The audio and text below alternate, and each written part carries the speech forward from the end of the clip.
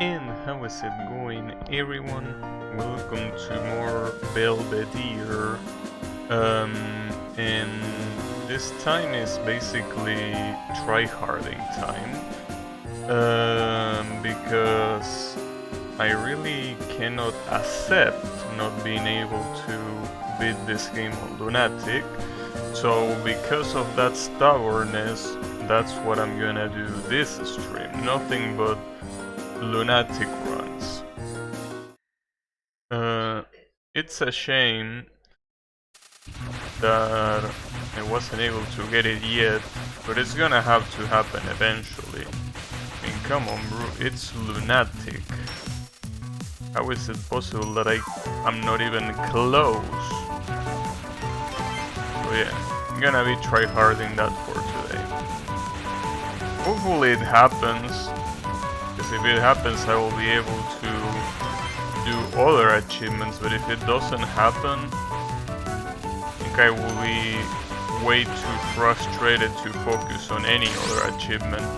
Not to mention that it will clearly make me, you know, lose my practice at Lunatic if I start focusing on something else. And this is the kind of game that you don't really want to, you know, get yourself called with Lunatic, because if you do that, it's gonna be even worse than it already is, and it's already pretty bad, but you know, will be way worse. But we will see. We will see what happens. Last stream I basically got to the second to last pattern without continuing, but the issue is that doesn't really say much, because the last patterns are notoriously hard even with a lot of resources, so it doesn't really matter that much if I got there. I mean, it will have mattered if I got there with a lot more resources, but unfortunately, the amount of resources that I had were very small, very insignificant. So that's why I can't believe I keep getting hit by that. That's another thing that you eventually get used to, but you can get hit when you have resources on stock. And by that I mean not even touch a bullet. Because death bombing is not a thing when the hyper is ready. But you know, it's the way it is. As I said the other day, it's been a while since I actually tryharded Lunatic, to be completely honest.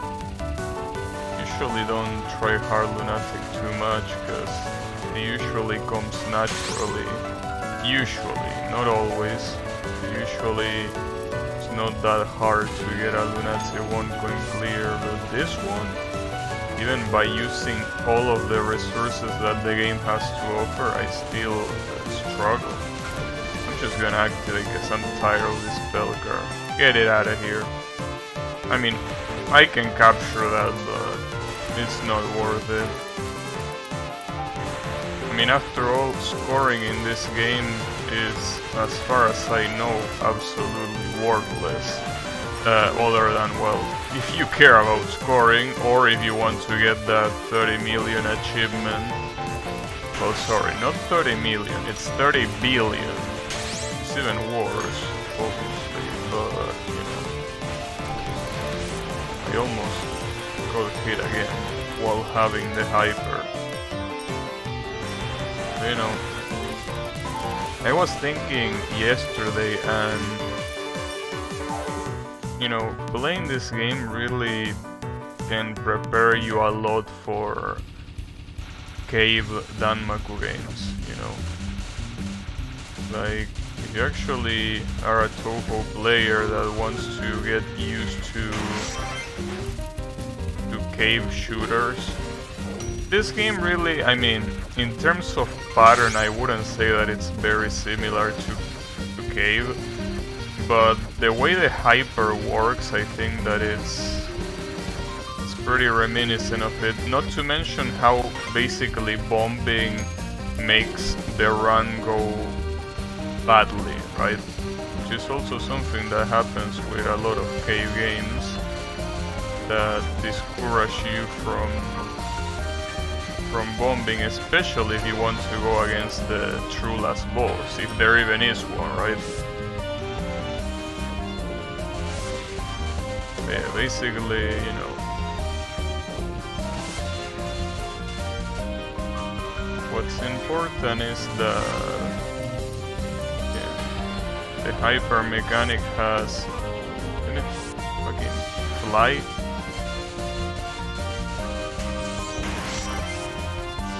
Flies are so annoying. You know, the interesting thing about flies is that they are the kind of insect that don't really sting or do anything that will be a problem to you, right? Like they don't damage you. But they are so annoying. They get in your field of view, they get in your food, they get everywhere where they shouldn't get. It's so annoying. So I usually don't mind flies, but if I see one that is annoying me constantly, I will go for the kill. Especially if I'm eating. If I'm eating and I see a fly like very close to me or close to the food, I go for the kill. Obviously most of the times I miss because they are very fast, unfortunately. But you know, well, they are very fast and very small. That's a very dangerous combination. So I found myself that I think that the best way to deal with flies is to hit them with an open palm like this. Because if you try to hit them with a closed fist or anything else, it doesn't really take much space, right? And since the fly is very little, it most likely will escape, which is exactly what you don't want. So the best thing you can do is just open your palm, and especially if there is a surface below your palm, so you can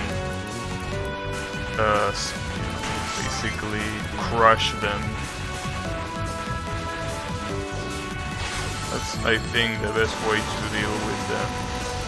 Not like it really means much, because a lot of times those conditions are not even fulfilled. But yeah, it's a strat that I found. It kinda works. And that bomb was unnecessary. Just that I didn't expect that the bullets will get erased without the bomb.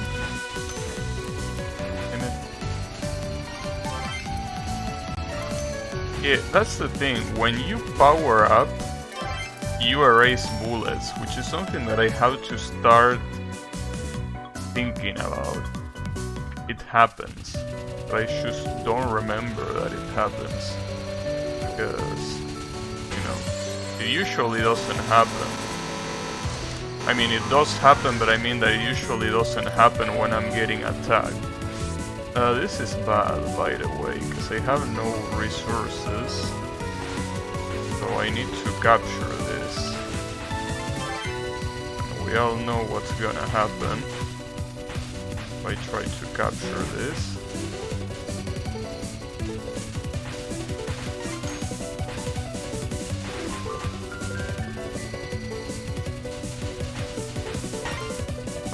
It actually worked, and I have power overwhelming, huh? I like that. I don't like that though. Well, that's a pretty interesting way to waste a power overwhelming. Well, a power overwhelming and a bomb. Because if I had activated there, I wouldn't need to use that bomb in the first place. It's okay. It's the way it is. Can't be helped.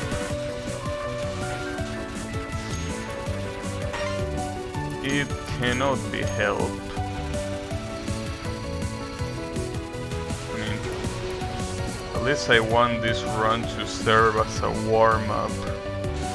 If it can serve as a warm-up, I think that's gonna be nice. Doesn't need to be particularly a good run, just a warm-up is gonna be fine. For now, obviously. I mean, as the stream goes further, I obviously wouldn't be satisfied with just a warm-up, clearly. But so far, yeah, we can do with a warm-up. Well, that was a pretty bad stage too. I did it very, very badly. Usually, you don't want to lose a life in stage 2. But I did.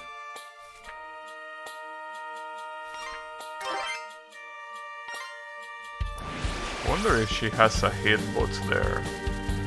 Would be pretty funny if she had a hitbox and if you stay in her side, you fucking die. Would be pretty funny.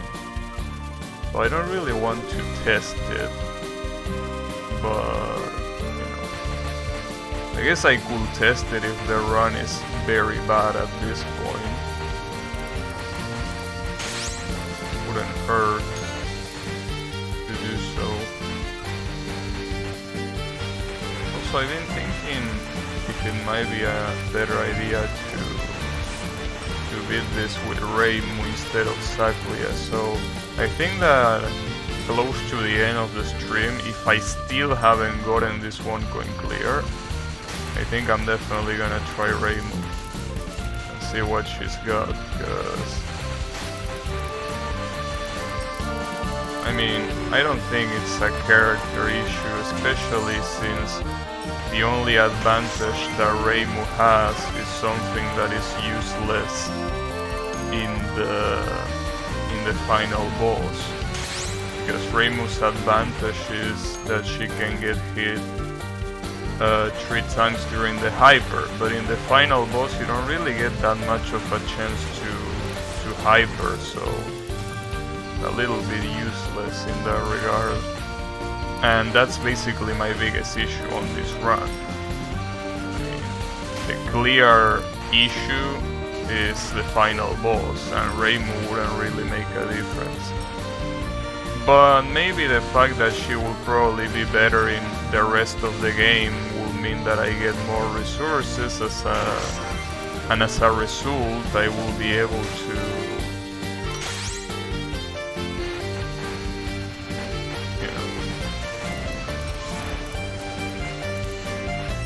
be able to do it fine against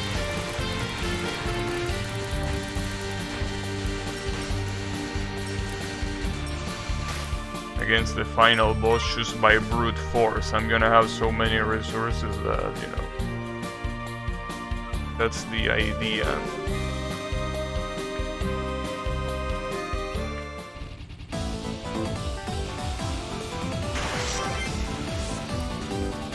Damn, those bullets came very fast. That's the other question that I have for this game. Is it better to bomb or is it better to die? Because bombing obviously, well, deals a lot of damage, but at the same time you lose a lot of power. So in the long run, what's better? I will assume that it's still better to bomb, but you never know. That was very bad. I almost captured that. I'm out of bombs too, so this is gonna be bad. That was interesting. I remember practicing this non-spell. That non-spell is, you know, a little bit easier to dodge if you just get to to the edge of the screen. That's a lot of shit.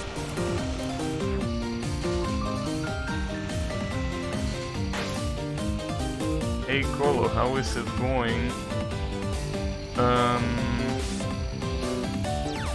Oh, this non-spell with power overwhelming is gonna be something else. Usually this non-spell is not that big of a deal, but I can barely tell what's going on Matt's mode. What's this? Oh, this one. The arrowheads here in Matt's mode are extremely fast.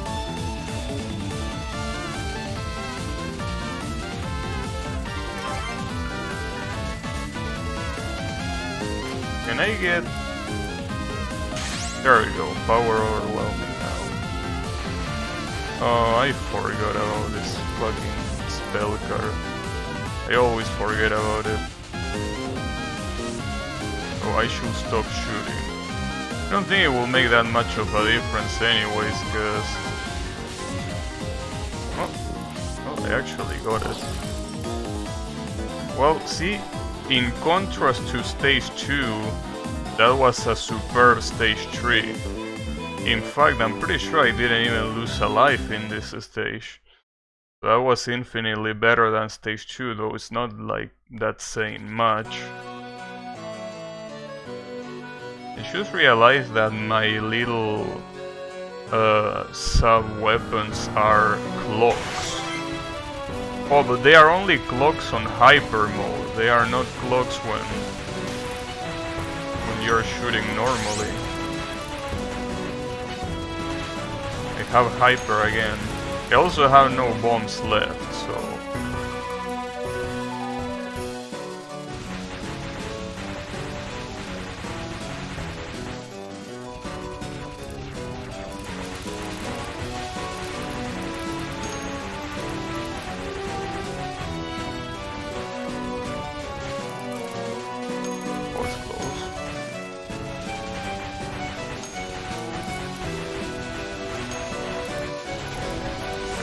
to hyper there. Things are getting a little bit too busy on the screen.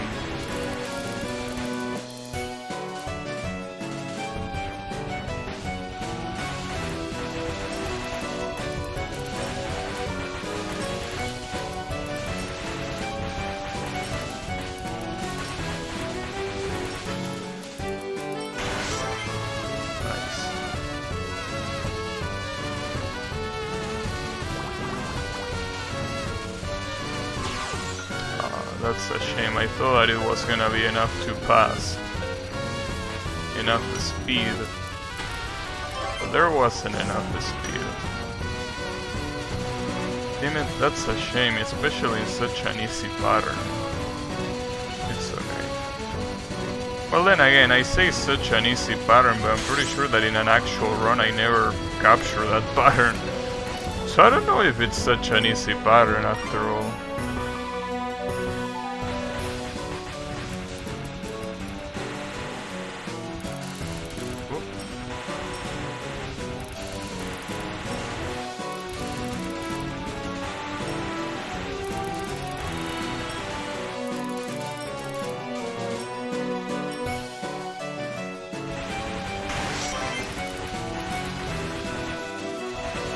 I know how that arrowhead didn't hit me, but it was extremely close.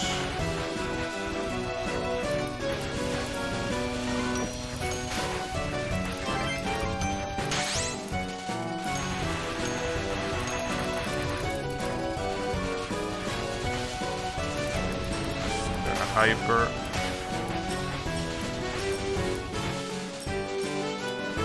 Okay. Oh, it's still not done. Oh, I think this was the last one. That is basically the same enemy as the... Oh, never mind, there is still more.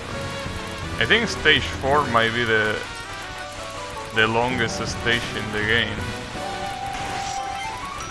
Stage 5 is quite short, stage 6 is obviously short, and the previous ones I don't think that they are longer than this one. you know, regardless, I mean, resource-wise, I'm doing very well. But that can, you know, that can disappear very quickly.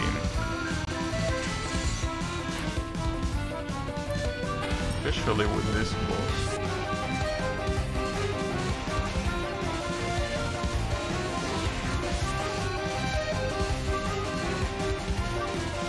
You know, it's funny because in a lot of Touhou games, usually when I reach a boss, I feel like a little bit of comfort, because usually when a boss is reached, it's a lot easier like to deal with it, because it's more like pattern based, and it's to me at least easier to practice than a stage. But in this game I really can't say that. In this game, reaching a boss really feels overwhelming. Well, sorry, I always use the same word when I say anything about this game, but it truly is.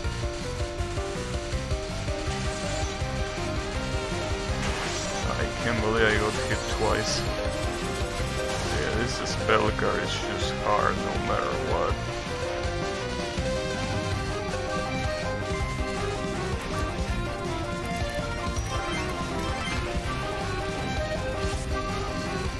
Thundercloud.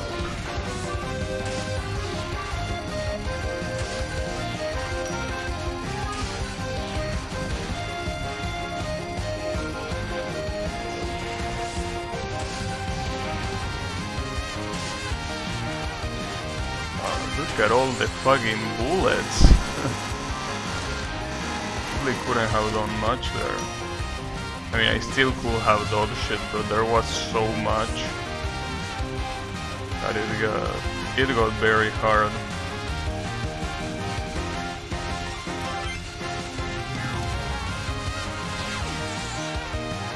Damn, I died with 2 bombs on stock. That's pretty cool. That's very nice of you. Dying with 2 bombs on stock. Nothing more, nothing less. Nice. Well, that kinda sucks. Well, no, it doesn't kinda suck. It does suck. Damn it. That's a shame, but it's okay. 2 bombs. It's the way it is. I mean, the fight, except for that, went a lot smoother than I expected. So, could have been worse. But it still wasn't good. Some of those dodges right there were so insanely lucky.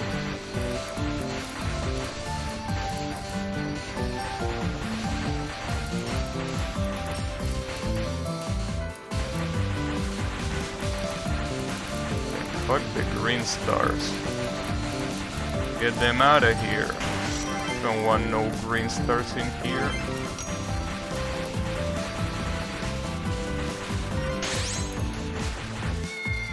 Okay, here comes the dumbass cat. I will probably need to activate Hyper here. Or not. Okay. But maybe here. This is the survival spell. I could activate Hyper here, honestly. I mean, if I activate Hyper, I'm pretty sure that I can get rid of this pattern. Unless the bullets are non-cancelable. Not like it matters, because I didn't even need it. But yeah, I will probably need it now. Damn. Look at how they fill the screen with horse shit.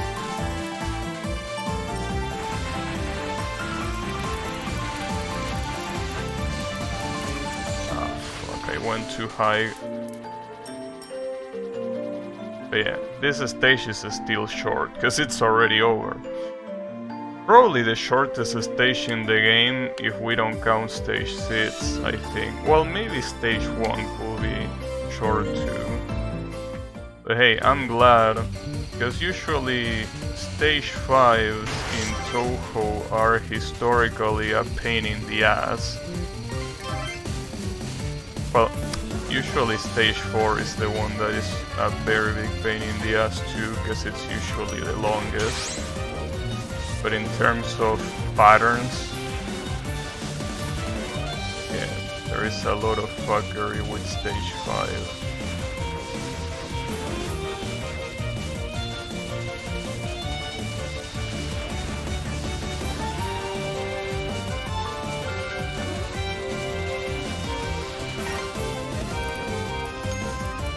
I still have power overwhelming ready, and I definitely should use it here. This pattern is fucked up. That was very lucky. I still got hit once, but I don't remember this spell card. Yeah, I don't think I ever done this spell card on max power, and it's pretty brutal.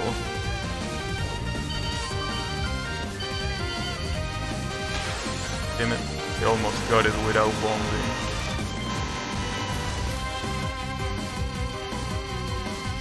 I think this one should definitely be bombed as well, right?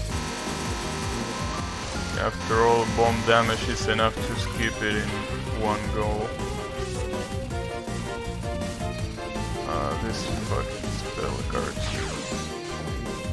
I hate this spell card so much. It's not even her last one. Is the worst part. And also the worst part is that if she is moving like that and you bomb, you won't deal full damage. Oh, well, at least not with this spell card. This spell card is all about, well, with this bomb.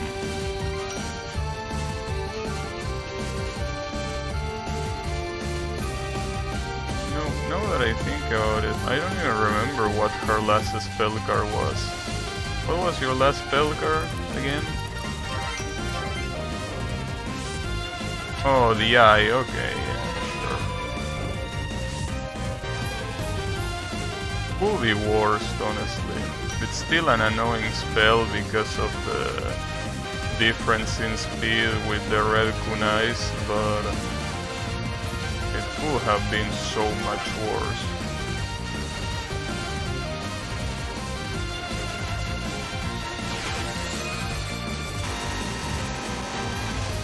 That's not enough damage to finish it off. Oh, it's just a little bit more though. So basically I have 3 lives, no bombs, and overwhelming power, also 1 more extend, but yeah, this isn't really good, honestly. I mean, in fact, this is pretty much the same as my previous run. Just that for some reason I have more score, which, you know, who gives a shit?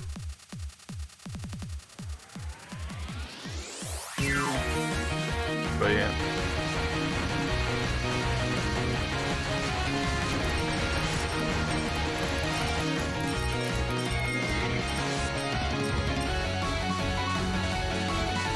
Something that I noticed is that you never really defeat this annoying ass cat, because even in the extra stage you never heal it, unfortunately. I still don't know how the fuck to do this pattern on Lunatic. This pattern on Lunatic is horrendous. Speaking of horrendous,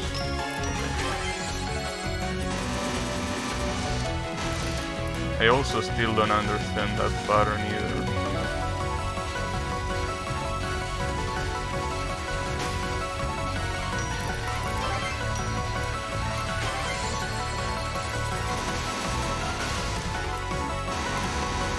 Okay, that wasn't enough to heal.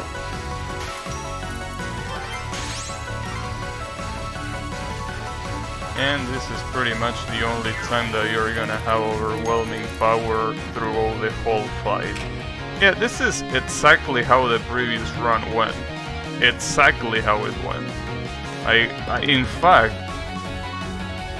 differently from the previous run, I had, I think, 3 bombs here. So, yeah, I don't think this is gonna happen. There is no way. This fight is just so fucking hard, dude. It's on another level. At least it's, you know, remarkable that it's one of those final bosses that is actually the hardest boss in the game. Because in Touhou it's pretty normal for the final boss to not be the hardest boss in the game. But it is here. At least there is that. Also then doing that. Doing this spell card with max rank is a nightmare.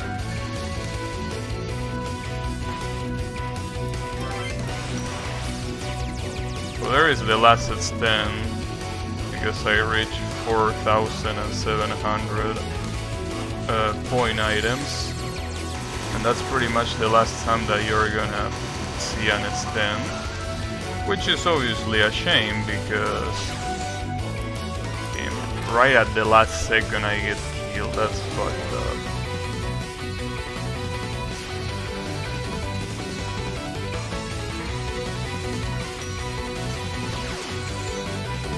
I can't believe I died there.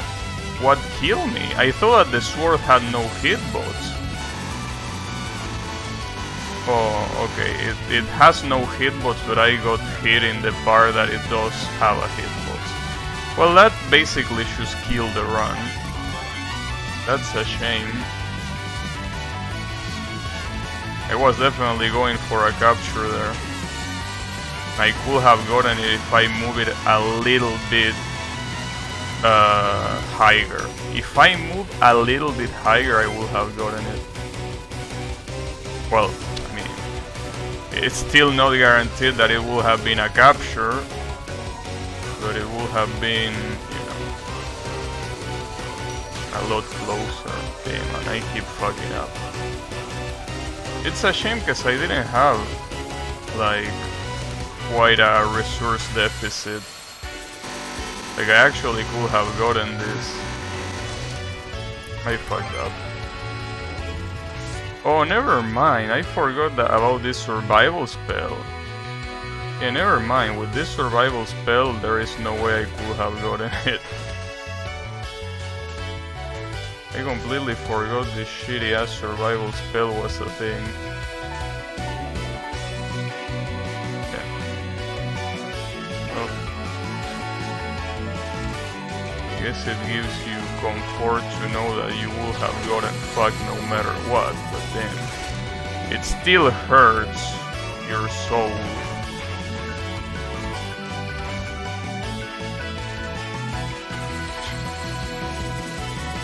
Belvedere is just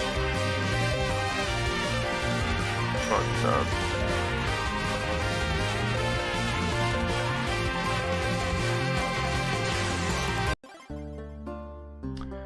Well, I got a pretty high score, almost 10.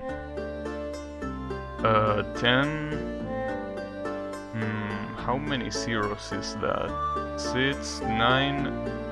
That will have been 10 billion. It's okay, who gives a shit about score? Especially when the achievement for scoring is 30 billion. Yes, apparently you are intended to do 30 billion. That's pretty hard to believe. It seems to be indeed the case. 30 billion? Quite a lot. Obviously you will need to learn the scoring mechanics, but yeah, I don't like scoring mechanics. Especially because I'm pretty sure that scoring has absolutely no correlation with survival in this game. In the sense that it doesn't help survival.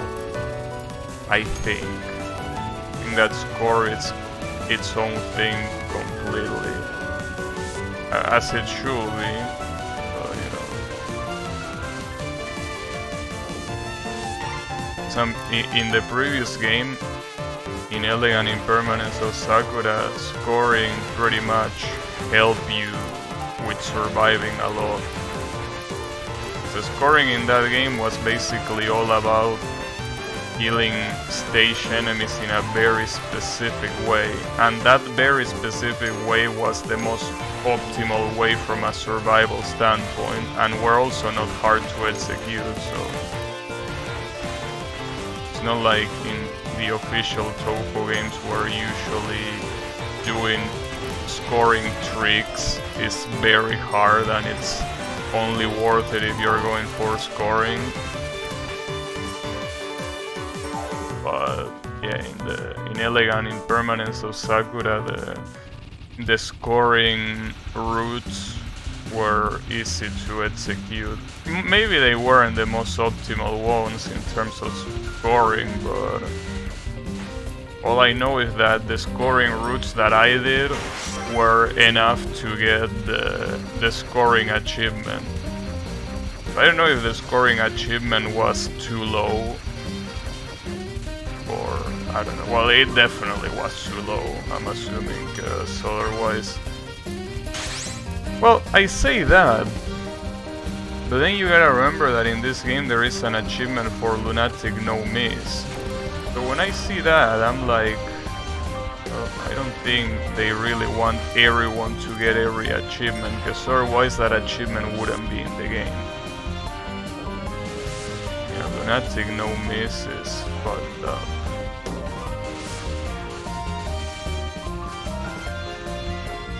Hey Yami, how is it going? Hey, pretty nice that you came here, because I wanted to ask you a question. Since you say that, you know, you stopped playing Genshin Impact, my question is, what did you replace that time with? Because I'm assuming that Genshin Impact took you a very big portion of time to play, right? So I will assume that since that's not there now, you will be doing something instead of that. And what will that something be? If you don't mind sharing, of course.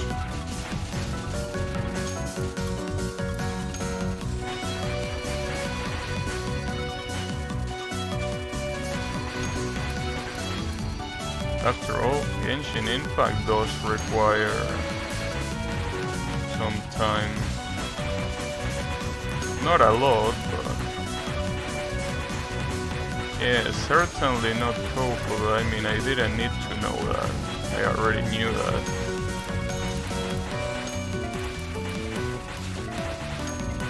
Like maybe you're playing an MMO. Maybe you're learning how to play an instrument, or maybe you're shitposting on the internet. It's also a valid use of time.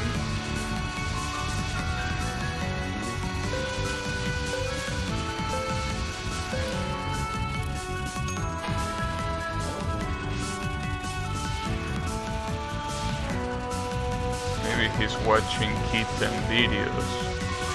That's also a good use of the time. No real replacement. So you basically just go around streams or like just browse a website. Because I know that you don't watch many streamers. So why does he have to be doing something? I mean, unless you are very good at meditating and basically doing literally nothing but standing or sitting with your mind in blank, you always are replacing it with something. Obviously, that's something that you replace it with might be something that you don't want to share, but there is always something that replaces the time that you don't use doing something else. Yes, I mean, otherwise you literally will have to be like this, doing nothing, which I don't think is the case. Mental health improvement? Yeah, I will say that that's a good use of time. Do you have a tutor or do you do it by yourself? Maybe he's doing some gardening? Everyone in this chat does some gardening. Everyone by default here does some gardening. It's a very popular activity.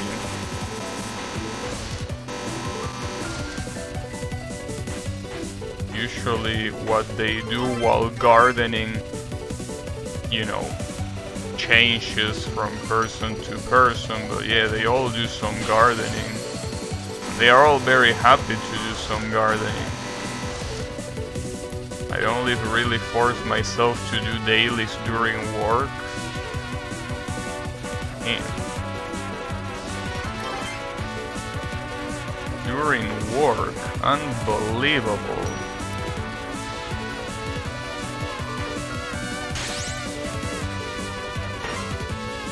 But you know, this other guy here, Colo, also does the same shit, so you know.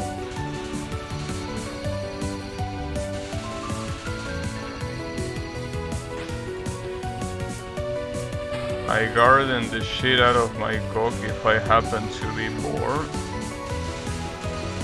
Alright. An interesting use of gardening. This fucking spell card in match rank is ruthless. Really wish there was a way to negate the hyper, but I don't think you can cancel it, unfortunately.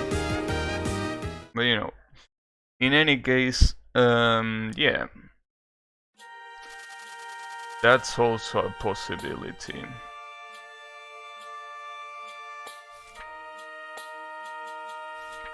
You agree? You also garden your dick.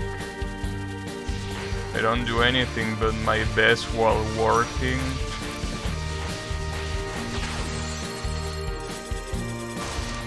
Yeah, you do your best to not get caught, that's for sure. Damn, I'm pretty sure it's not even that. I don't even think you do your best to not get caught. For what you tell me.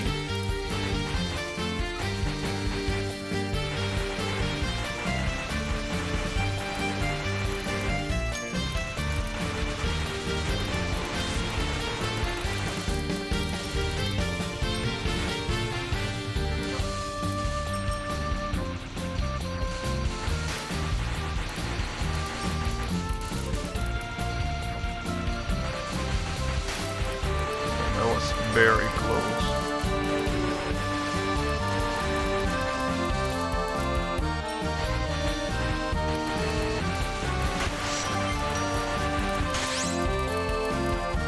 Hyper ready?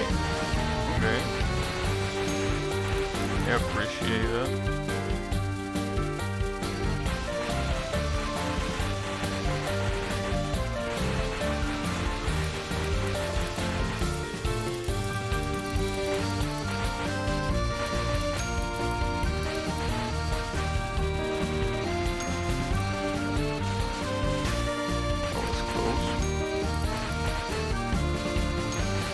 So those enemies, these enemies are definitely the kind of enemies that Sakuya really benefits from, because it automatically aims at them and you need to take them down, because otherwise these bullets are very hard to dodge.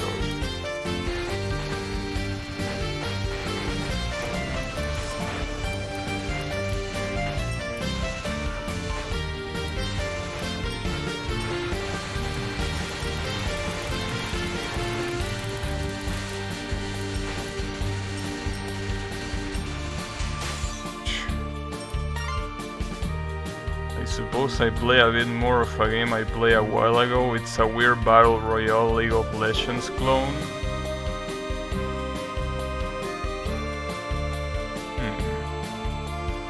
I can't tell of any.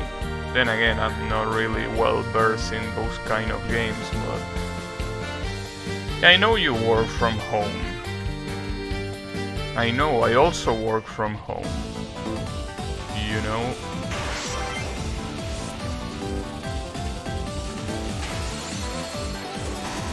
Yeah. Honestly, the interesting thing is that, you know,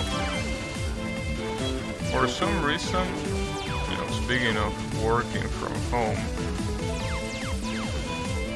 my internet seems to... Okay, I can't believe I died there.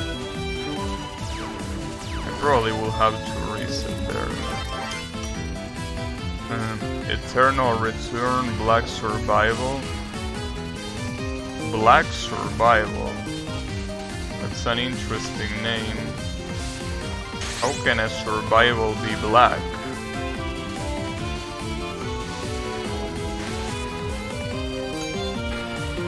You play Genshin Impact? No, I don't. I don't play anything in my working hours. I might browse some stupid sites, but other than that, I don't really play. No, but I was about to say something else before I got killed and got distracted. That for some reason my internet lately, it's consistently fucking up in the morning. Like when it's 10:30 a.m, something like that, it's like it always fucks it up there. And I'm glad, because honestly, fuck that, you know, don't really care that much about that time window. But the problem is that sometimes we have daily calls at that time, and it might look like I'm doing whatever just because my internet decides to not work.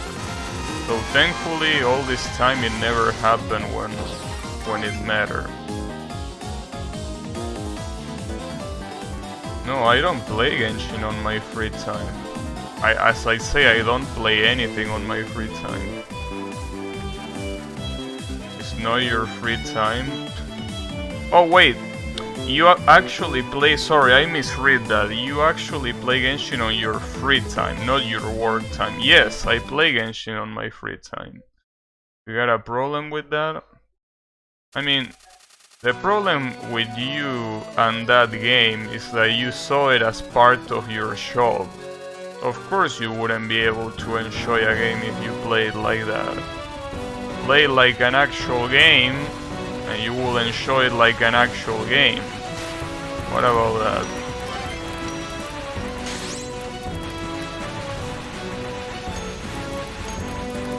So yeah, I do play it on my free time.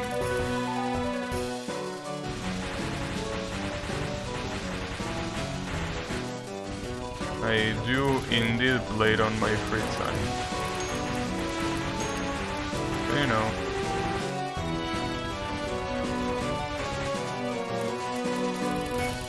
I have fun when I play it. If I don't have fun, I don't open it. In fact, I remember there was like 2 weeks some time ago where I didn't open the game because I didn't feel like playing. I play it when I feel like playing it. It's as simple as that. If I don't feel like playing it, I won't open it. Pretty simple, but so far I'm feeling like playing it.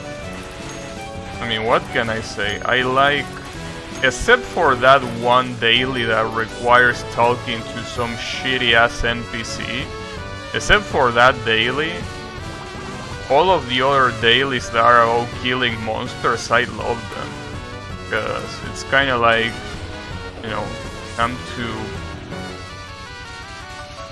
beat some fools into submission. quite a lot of fun.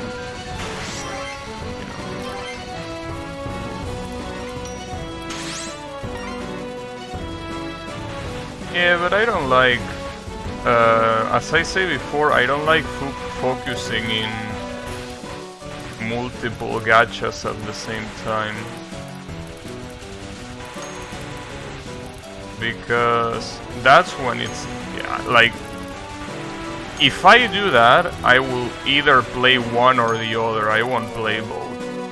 And I really don't feel like stopping playing Genshin, so that's why I don't want to play Honkai. Besides, I don't really care that much about what it has to offer, honestly. I mean, it's not a bad game. In fact, if Genshin Impact didn't exist, I probably would be playing it. But I'd rather play Genshin for now. If I ever get bored of Genshin, maybe I could play it. No, but that's the thing, if I don't have anything to do in one, I will just play anything else that is not gacha, or just watch a stream. I like watching streamers. I like watching streamers, and I usually do that when I don't have quote-unquote anything to do, right? Or just browse, whatever. If Genshin didn't exist, you wouldn't even know about Honkai. Well, one of our friends told us about Honkai before. So, I knew about Honkai before Genshin release. It's just that I knew it because he told us. Obviously, if it wasn't for the fact that he told us, I wouldn't know. Cornhub? Cornhub, that's a very smart way of censoring it. Cornhub. I like it. Damn, it's especially great when you consider it that it goes perfect with the gardening theme, Yeah, I can't wait to browse Cornhub while I do some gardening. It's actually genius, damn. Can't believe how creative my chat can get at times. You get some really good ideas from time to time.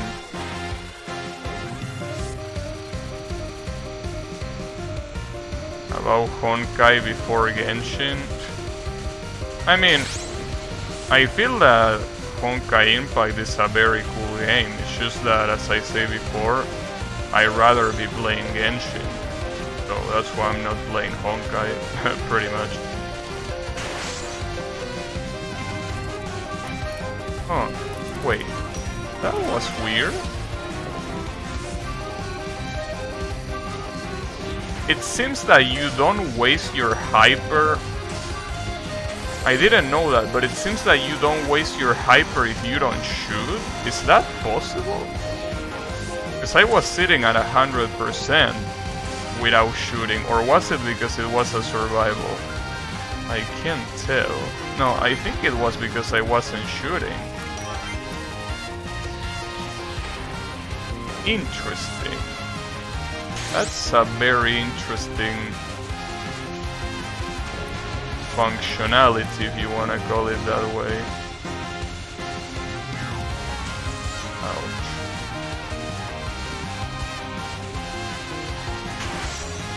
Damn it.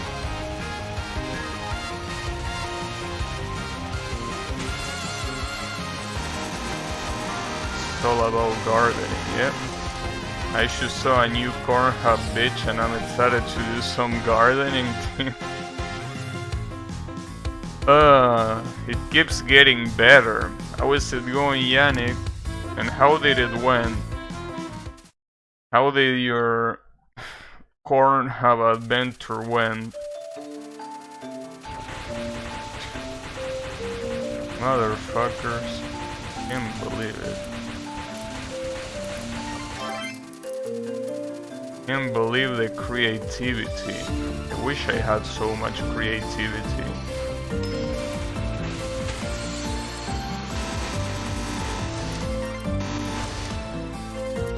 Yeah, it's all about the gardening. Just gotta do some gardening. Damn it, dude. Didn't have any bombs left.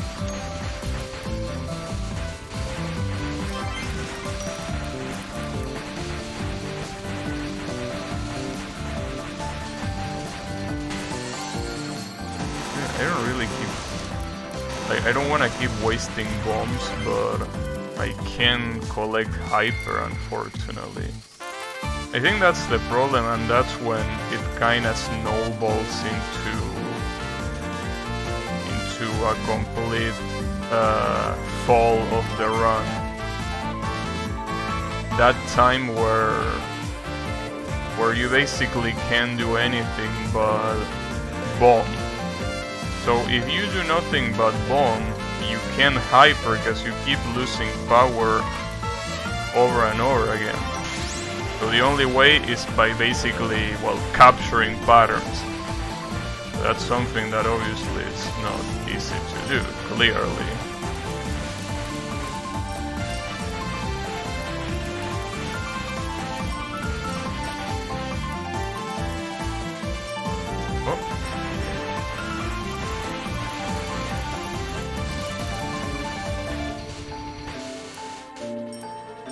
I just came because of gardening, but I got final tomorrow, so bye. Alright, good luck on your runs, thanks. Have a good studying session and good luck on your finals. Yeah, remember the gardening. The gardening always helps. Hopefully it will help you through your finals.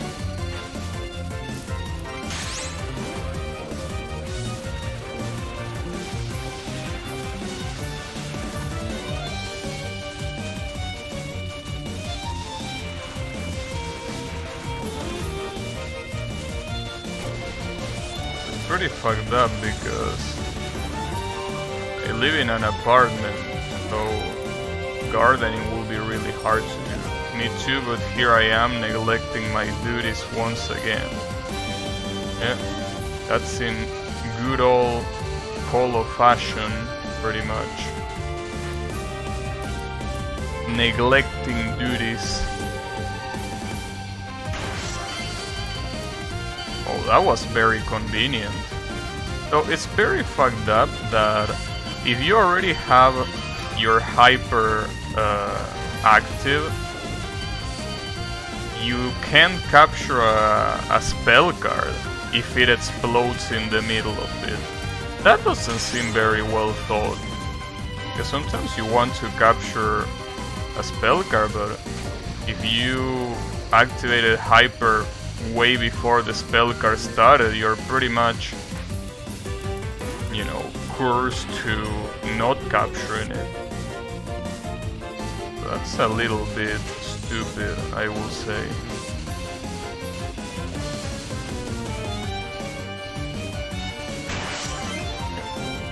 Can't do much with this fucked up spell card, honestly. Oh, that might not be enough to heal. Oh, never mind. It was enough.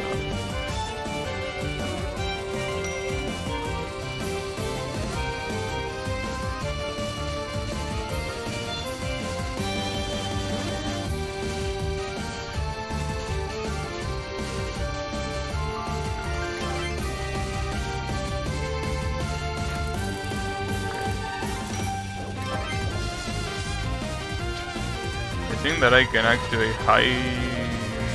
No, I don't think I can activate hyper here. Well, I can if I survive long enough, but I don't know if I can do that. Yeah, there it is. Okay, time to activate hyper. I don't even know how this spell is with hyper active. Damn, is this easier with hyper, or am I... Maybe it wasn't easier, but it didn't seem too different with hyper. Okay. 4 lives, 1 bomb. This is not bad at all. Could have been better, funnily enough, because I died with 2 bombs on stack once, but this honestly is looking positive so far. Obviously, that doesn't mean that I will get the 1 coin clear now, but it means that I might be able to survive longer than the previous run. So obviously you will probably ask, well, what's the point? If the objective is a 1 coin clear, why would you care? But, you know. Also, about the hyper duration, it's not related to if you shoot or not. It's not related to that. It's completely unrelated to that. Damn it, dude. Fuck those fairies. I really don't know what to do. I probably should practice that particular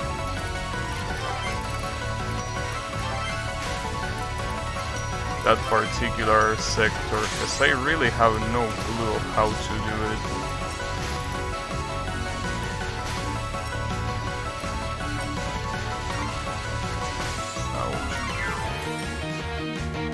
Ouch. 3 lives and 5 bombs. That's not a minor detail. 5 bombs. It means that I have to bomb the hell out of this. I can't waste those 5 bombs. Those have to be used. No matter what, those have to be used.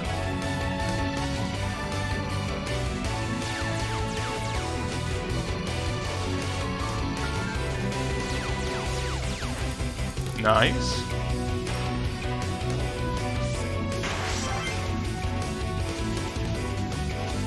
Especially with this fucked up spell card. Fucked up spell card will definitely be bombed as much as I can.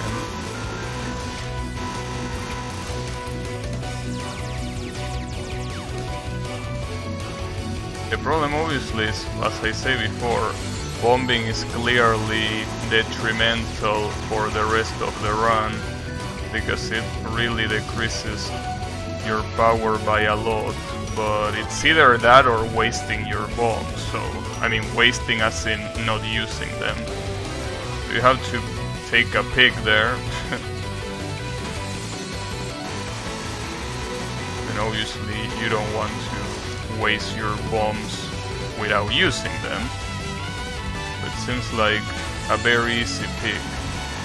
So right there I use all of my bombs, pretty much. So I'm out of bombs now. I need to attempt at least to somehow dodge this warship. And unsurprisingly I couldn't.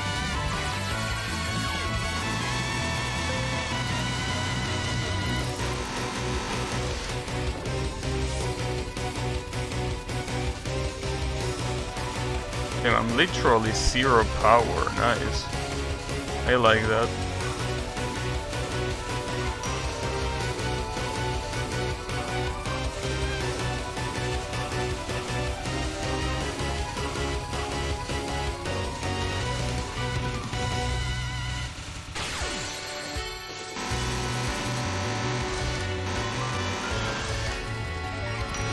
Okay, there is the extra life, and here comes the survival spell card that I love so much, obviously, and I don't completely hate or anything like that, right?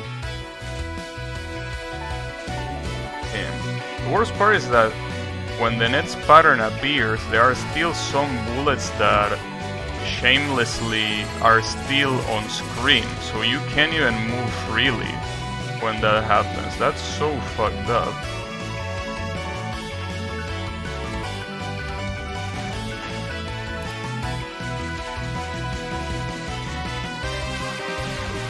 I don't even know where to look. Well, this one is quite easy in the sense that I'm definitely bombing this shit. No question about it. So this is where the fuckery starts. Again, just in case this needs an explanation, when this phase starts, you can bomb, and your bombs count as hits that you receive. Every time you get hit, you lose a bomb. Obviously, if you're out of bombs and you get hit, you lose a life, clearly. That's how this works. Very fucked up. You have patterns like this where if you pick one of those power items, well, pyramid items, I don't even know how to call them, you erase bullets that are near you, but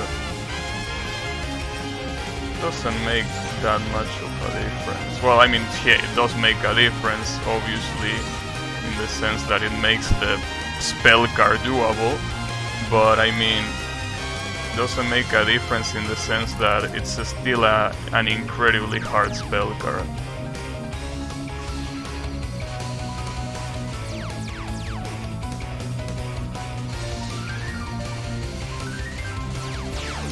Ah, damn it. Can't believe that I got hit there. Damn, the iframes there saved me so much. Oh, fortunately they could only save me a little bit. Okay.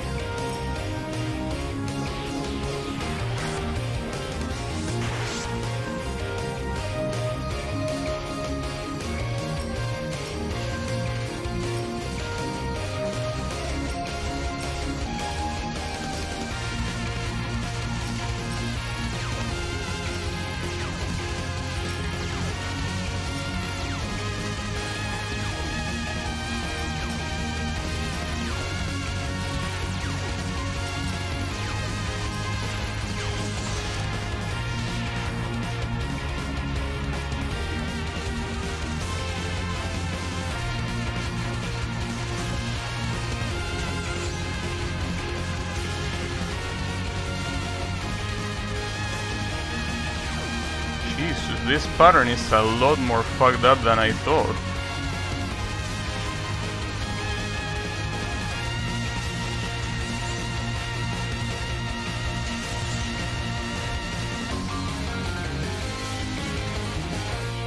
Got it!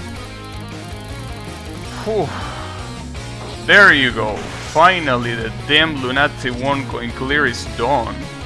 Jesus Christ, that took so long. This game is absolutely brutal, dude. And I barely got it. I got very close with the resources. I mean, literally only one bomb left. Could have been a loss. It definitely could have been a loss right there. Well, at least we got Sakuya's good ending. So we are in, yeah, the Scarlet Devil Mansion. Damn, you invited this scholar here?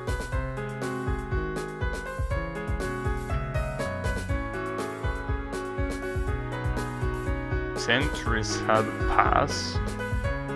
Wait, what you mean? Was this library someone else?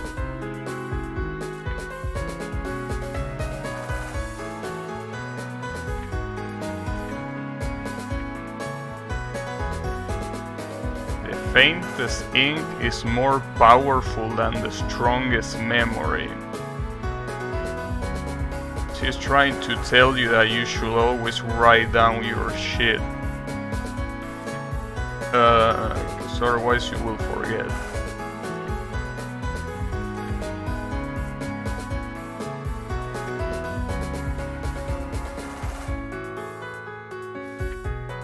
Damn, she actually came here to steal the books? Why do you let this moron do it but not Marisa? Pachuri is here. Huh.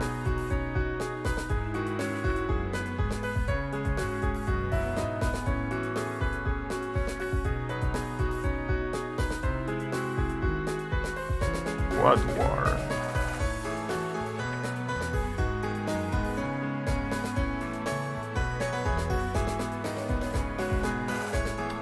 Okay, so basically what this game wants is set up the backstory such as Elifia was like part of the Scarlet Devil Mansion, but when the war started, she escaped. And apparently she let Flandre get out or something like that.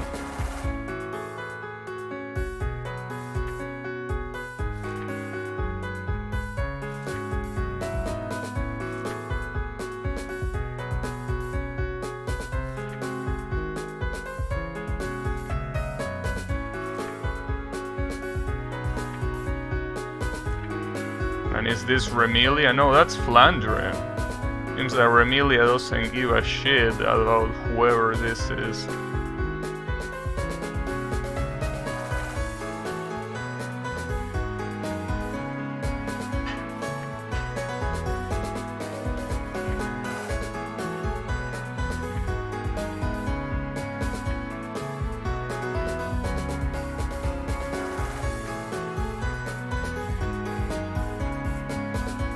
What kitty?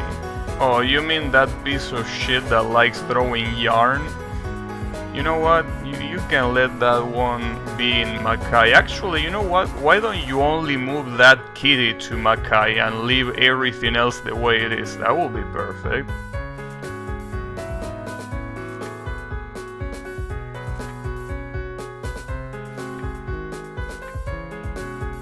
Great number of archives about the Devils of Aventro reside within the Great Library, yet perhaps the archives are incomplete, for there is nothing within them pertaining to the oldest devils of them all. However, sometime very soon this gap in research will be filled. And the ending is called The Bygone Memories of War and the Warm Reunion. I never noticed that warm literally is spelled like war and it just has an M at the end. Interesting. Well, at least we got it. Now, the real question is, I'm obviously gonna do the extra, but how should I do it? Because if I beat it normally, it wouldn't be interesting. I think that I will probably go for achievements, and I think that the achievement here is doing extra no miss, which is an absolute pain in the ass, but I could try, especially since I never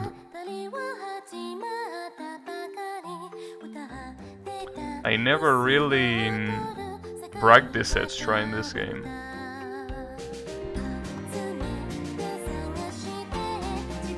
I'm not sure, like, I might be completely wrong here, but I think the girl that sings the ending is Chinese, but it's singing in Japanese. Because I don't know, I think that the way she pronounces shit sounds like, it sounds like that nasally in a way that how you will normally pronounce Chinese. I think that this is a Chinese girl singing in Japanese, which will make sense because the game is Chinese. So this definitely sounds like a Chinese singing in Japanese, which will be interesting. I mean, I don't think that for a Chinese person pronouncing Japanese will be hard. But you never know. But yeah, in any case, we got it. And yeah, the funny thing is that not even close to my high score. So I have no clue how score works in this game. Like, I legitimately have no clue about how it works. Also, it really is funny in this game when you're about to say replay and it looks like the game crashed, but it didn't crash. It's like, I don't know, it's taking its time. But anyways, that was Lunatsi 1 going clear with Sakuya.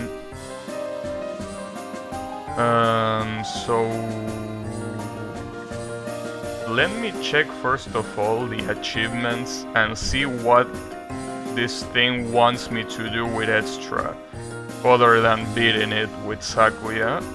But I'm pretty sure there is... yeah, it's probably no miss, yeah. No miss clear on extra. Well, there is also a no miss, no bond, but you know, that's... we can leave that one for later. I think that's the only thing, right? Well, yeah, there are some specific spell achievements, but I can do that in spell practice mode. Okay. If that's the case... well, let me just do... well, first of all, change the title of the stream, since these are no longer lunatic runs. Well, I guess I could put extra runs.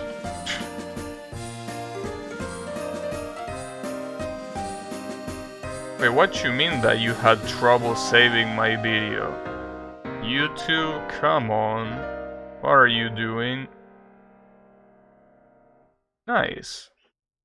Uh-oh. I think that YouTube just broke. Hey, is the stream still going? For anyone that is in there?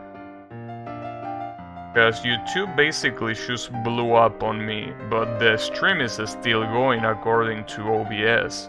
So if anyone there can tell me if it's still going, it will be very much appreciated. Because it's weird, it doesn't let me edit the description. Damn, this is so bugged. Like, it's so bugged that it hurts. So honestly, if I want to see that, it's not going. Wait, it say that I exit my account. What? What you mean that I exit my account? I didn't exit my account. Are you out of your mind? Fuck. Hey, I need you to type something, Colo, if you don't mind. Can you type something else now? Because I think that it's not working. In the sense that, like, for some reason I got logged off. Well, logged off, logged out, I guess I should say. I'm being hacked live. Maybe. Well, funnily enough, I can keep... you can't. Okay, it seems that, you know, just so you know what happened, basically I can... the YouTube Studio window says that I logged out and that I need to log in to keep using YouTube Studio. But the funny part about that is that, you know, like, I can still see the chat, so it's not like it booted me out. But it's weird. Well, I guess I can still... Give me a second, because I'm gonna relog. I mean, I shouldn't be logged out in the first place. I don't even know why I got logged out. I mean, it's a little bit weird.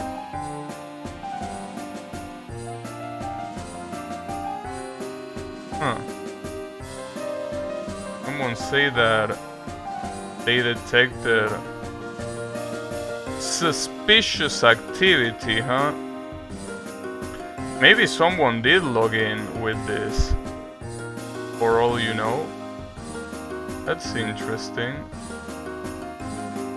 That's quite interesting.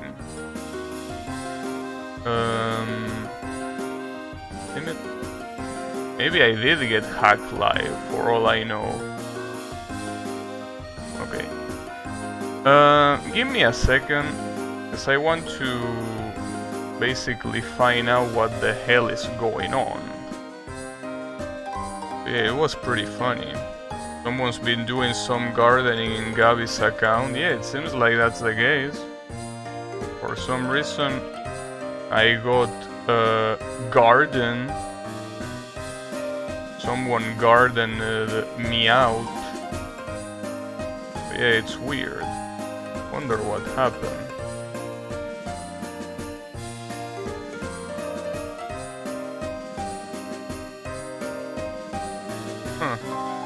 interesting.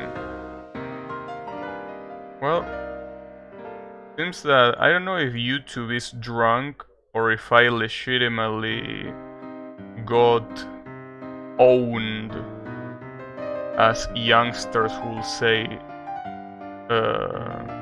Well, youngsters. Actually, I don't think anyone says own anymore, right? I don't think that's how it works. I don't think that's the case, no. But yeah, let me just log in, because I at least want to be able to change the stream title, you know? Just want to be able to do that. I'm not asking for much, you know? Like, it's still very, very weird to me.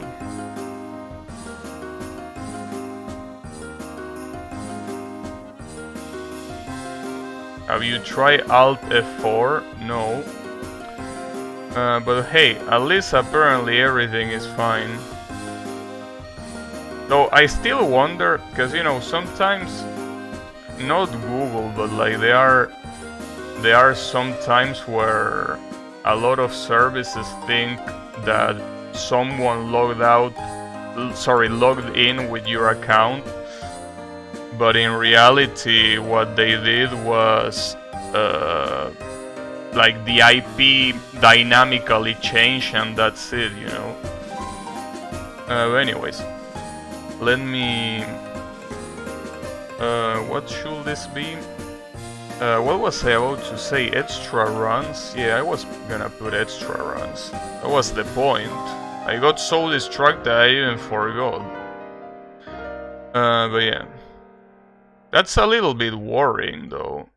If someone did manage to enter. Well, not manage to enter, but hey, at least something like you know, I mean, clearly I think they didn't enter or did anything, because it said it on my email that Google blocked the account, so but that's weird. In any case, let's just keep going. I don't remember anything about this extra, because I literally only played it once, so I have absolutely no clue.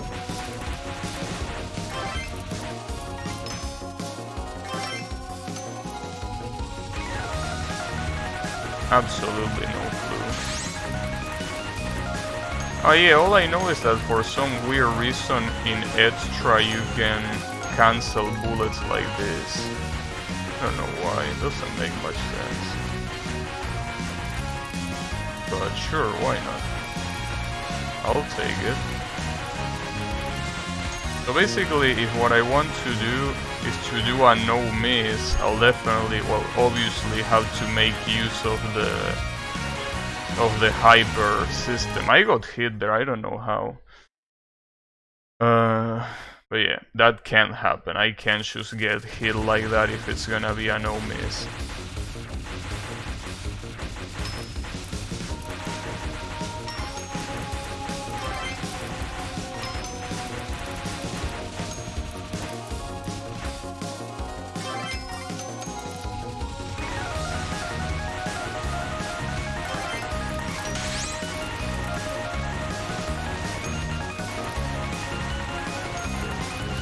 But it's okay.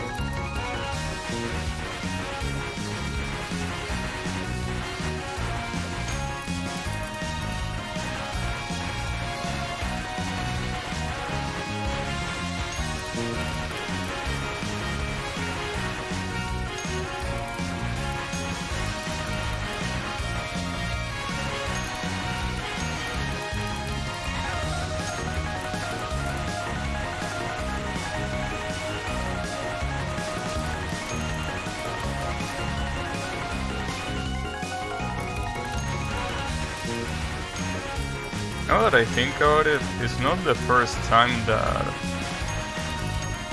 someone tries to enter one of my accounts. Thankfully, usually there is a system in place that always stops them. Because, you know, since that became quite common eventually.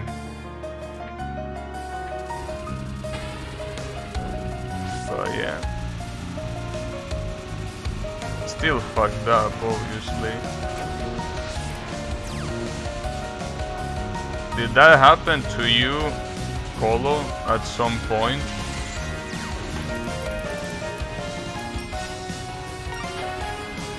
Because, you know, I heard a lot of people that a lot of their accounts got compromised in one way or another for some random guy from Thailand.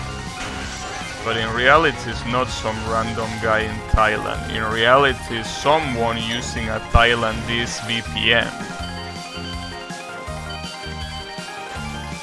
Usually the case.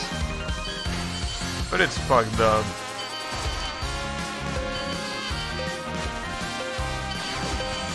Oh, I got hit there. And that sucks. At least let's use this opportunity to learn more about the stage.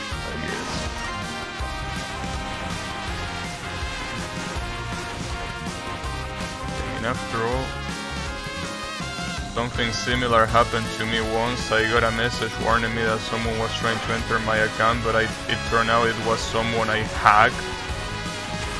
What do you mean someone you hacked? Damn it, that's not cool of you to do. God damn it.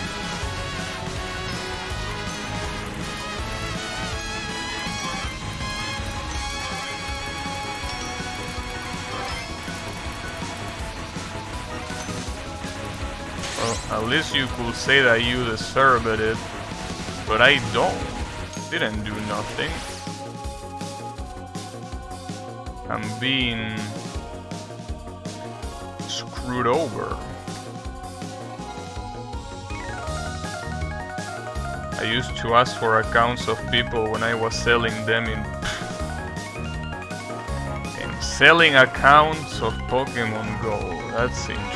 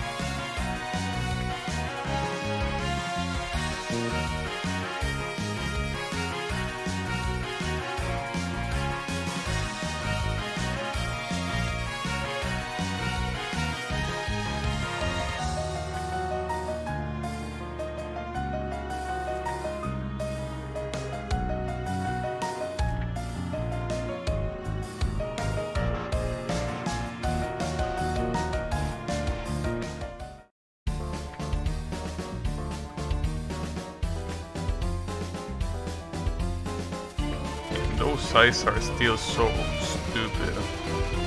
Not accounts, choose Pokemon? And how did you hack someone? If all you did was transfer Pokemon. I think that something doesn't add up in there.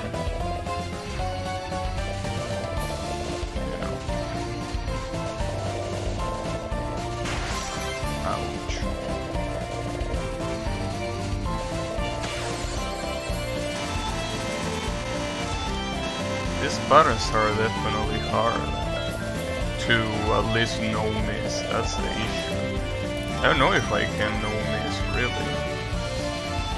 I'm not entirely sure. And I'm also not entirely sure if Sakuya is the best to do this. After all, one of the strongest things that Sakuya has is the bombs and the auto-aiming. I don't think those are very important advantages here.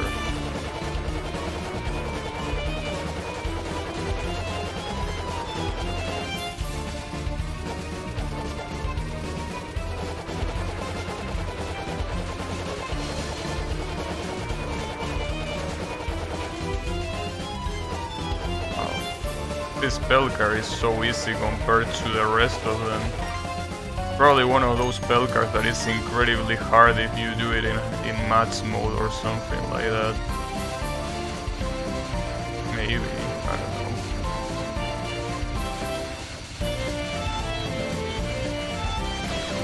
Ah, that's a shame. Should have activated Power Overwhelming there, I don't know why I didn't do it. Oh, this spell card is interesting. In fact, this spell card is one of those spell cards that is not that bad without match mode, but with match mode it's a shit fest. You have to make them... Wait, give me a second.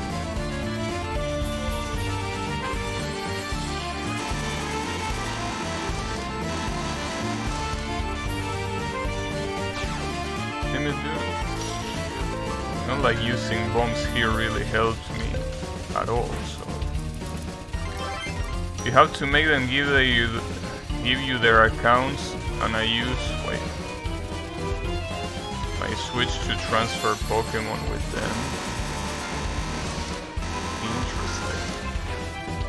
Well, you know, I think that it's really fucked up that, you know, like regardless of your little adventure with Pokemon, like I find it pretty fucked up that what you need to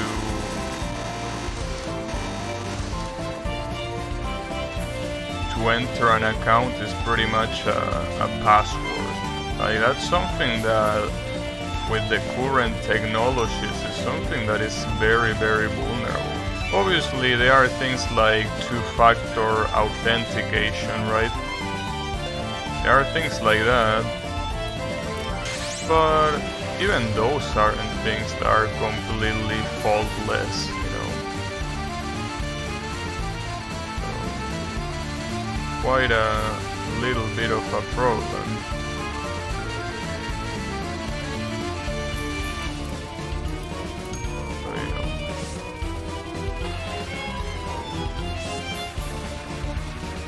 I think there are many good solutions, you know,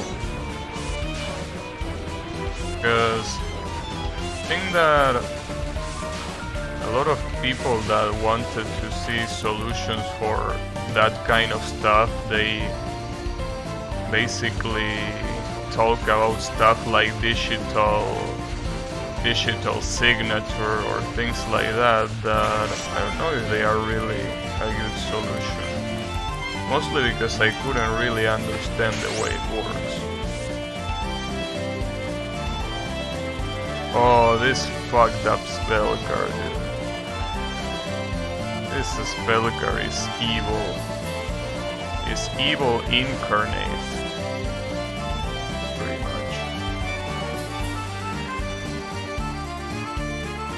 Also, it's a survival, so shooting is absolutely worthless here. So this boss has 2 survivals instead of just 1. That's fucked up, but this is when it really starts getting fucked up. So I'm not really sure how this works. It's like you can just stay still and not get hit. Yeah, that's how it works. I didn't realize. Oh, fuck me. Okay, yeah, right there you are supposed to enter that. Damn, you can just dodge that at the border there. I mean the corner, not the border.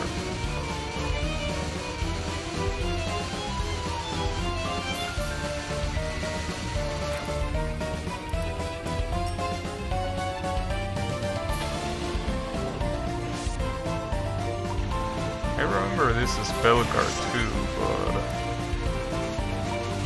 I mean, I remember the weird cat sprites, but I don't really remember what the spell card was about.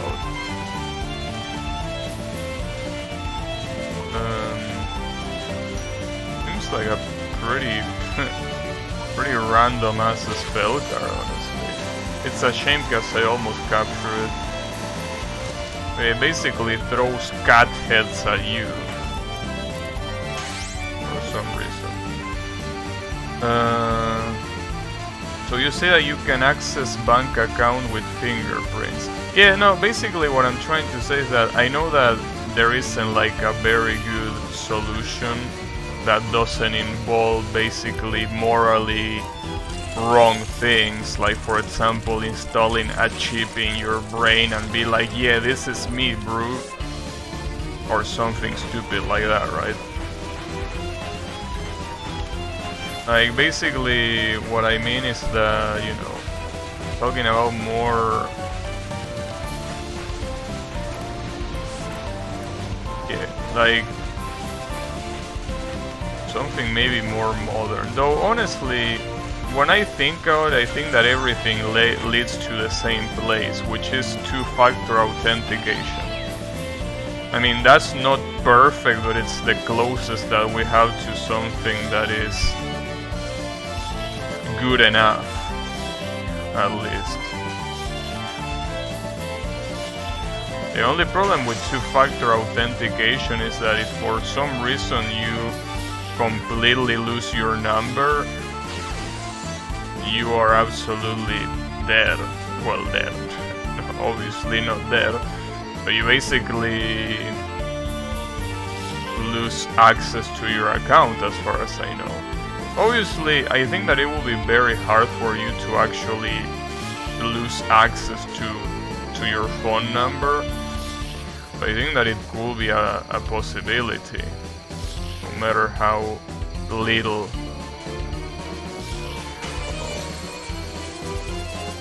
You know, I don't know. Honestly, when it comes to things like internet security, it's all a clusterfuck of shit. It's a very fucked up topic.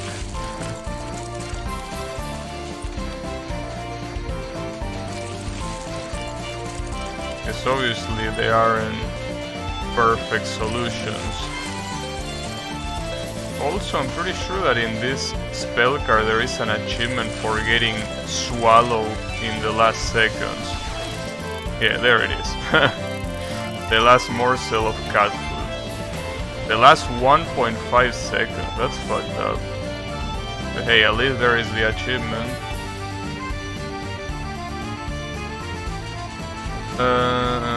Well, doing this spell card shouldn't be a problem. In fact, didn't I capture this spell card with Rainbow? Maybe not, no, probably not, but I think I was pretty close to capturing it.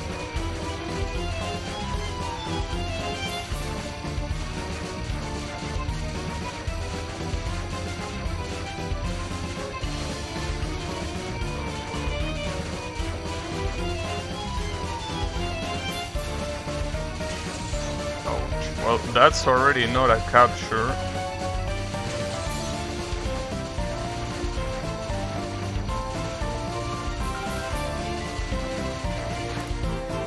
There you go. Yeah, this looks like it's gonna be incredibly hard to no miss. I guess I can try, but it's definitely gonna take some time.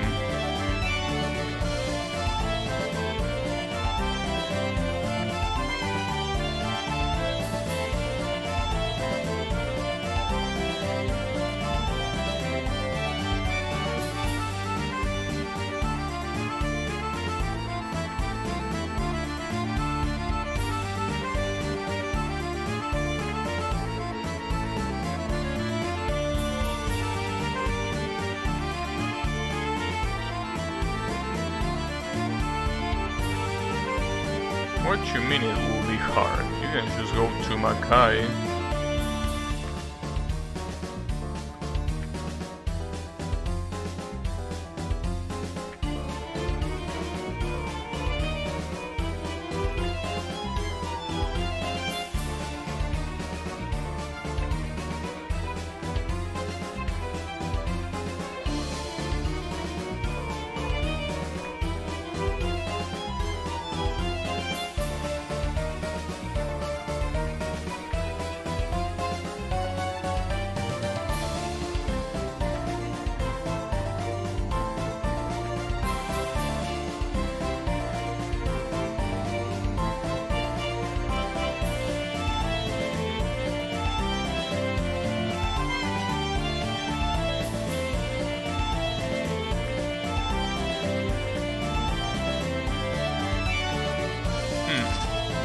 I still don't understand who was supposed to be the real culprit of the incident, but I think that everything points that the culprit is supposed to be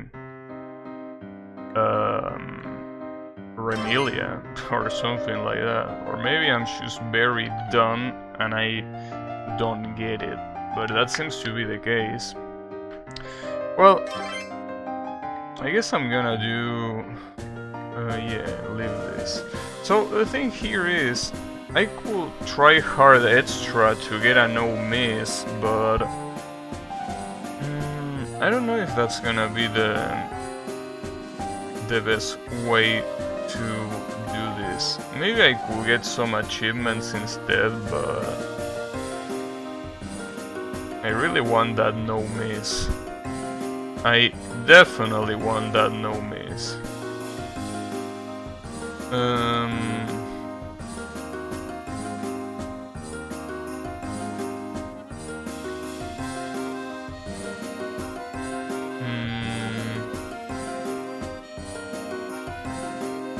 Let me see.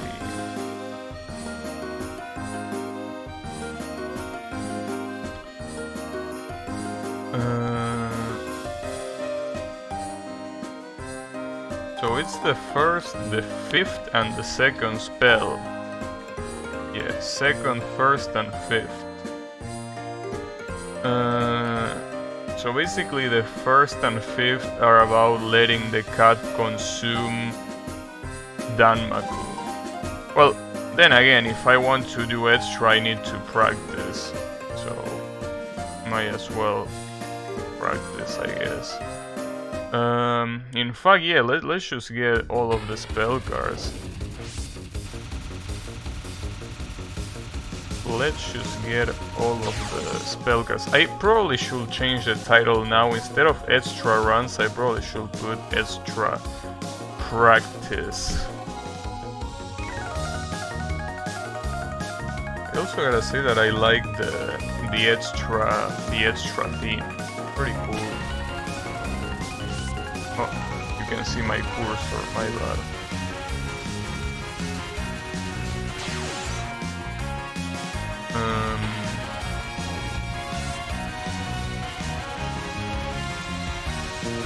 Really want to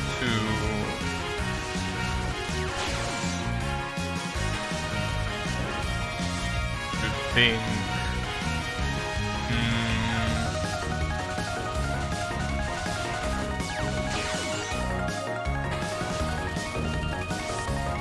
I don't know what I want to think.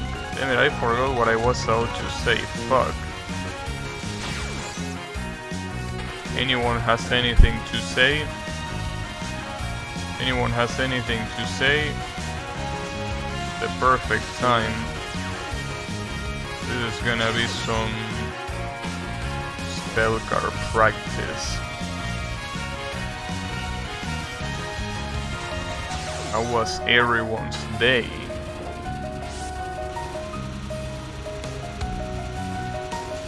Well, actually, the old Sherman is coming after you? What old Sherman? Oh, Alzheimer? Maybe.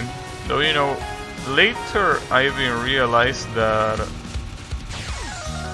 I think that dementia is a lot more common than Alzheimer, right? Like, they are pretty similar things because I think that they are both related in one way or another to memory. But I think that when it comes to what's more common is dementia. I don't even know if that's how you pronounce it in English. But basically, I think that one is way more common. Alzheimer, I think, is something more...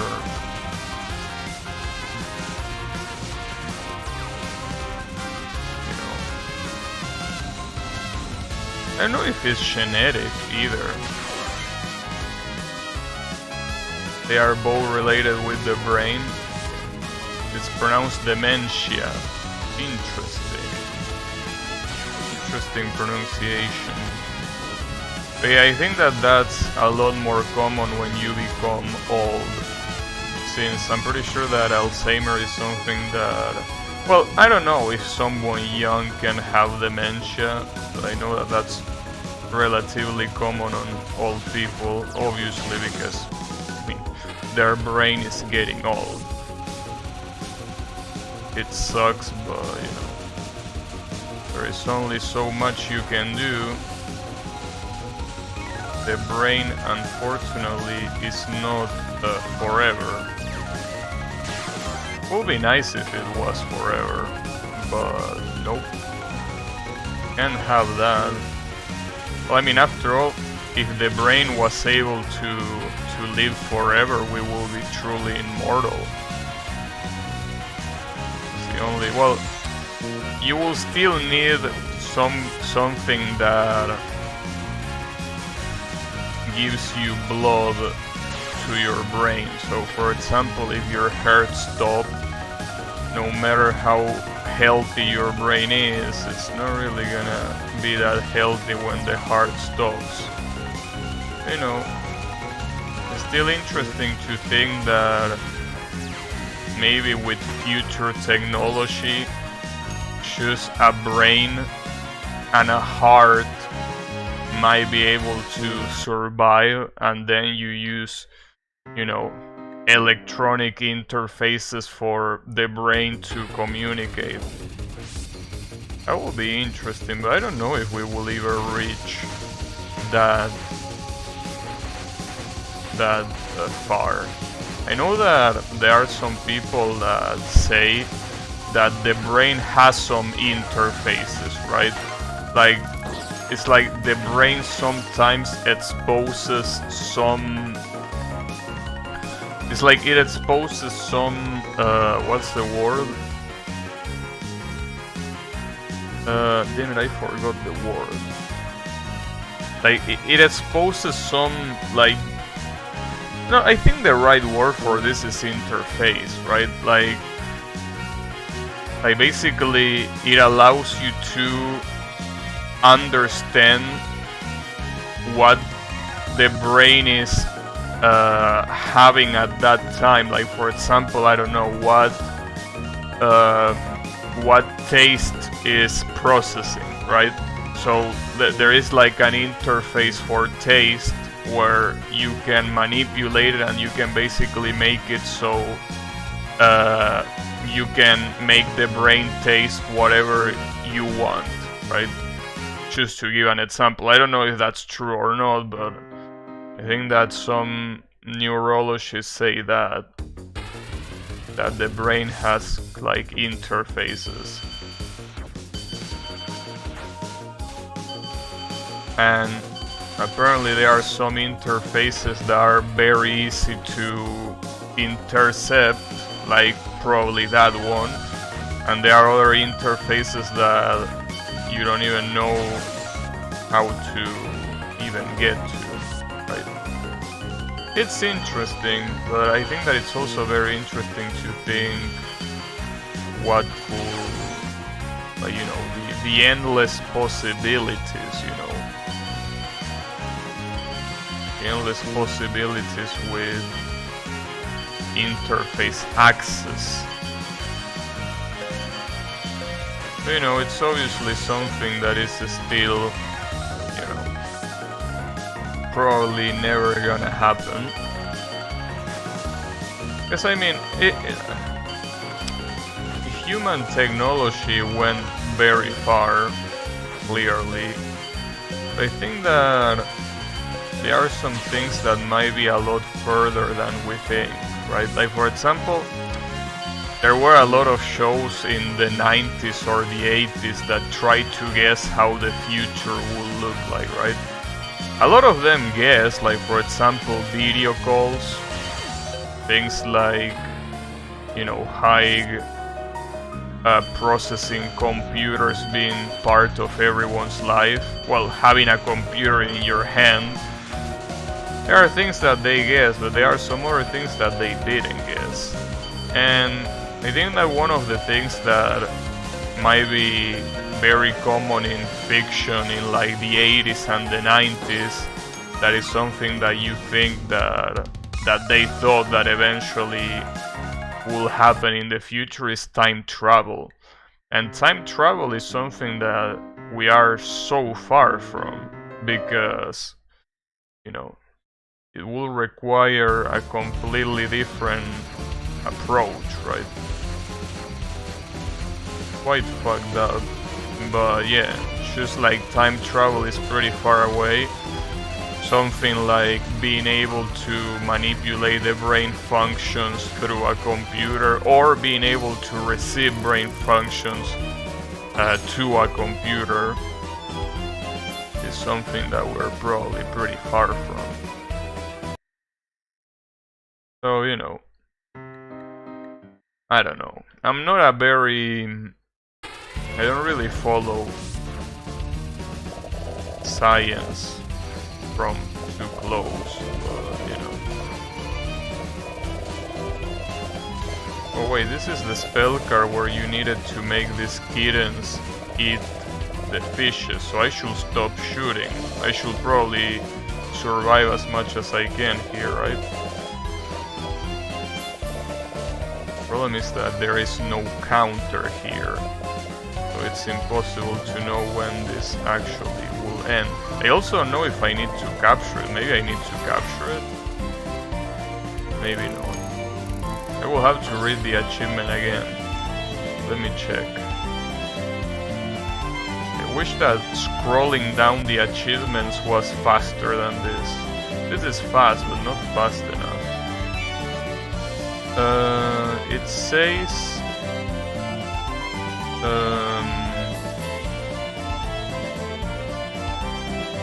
let a single cat. And how the fuck do you do that?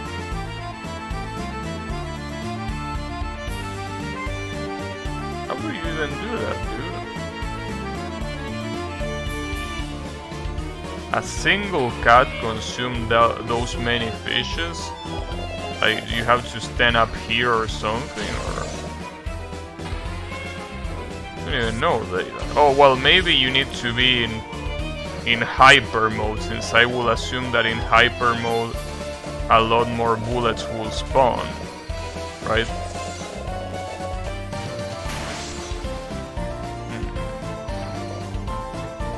I wonder. Like, I definitely think that I should do this in hyper mode. But even in hyper mode...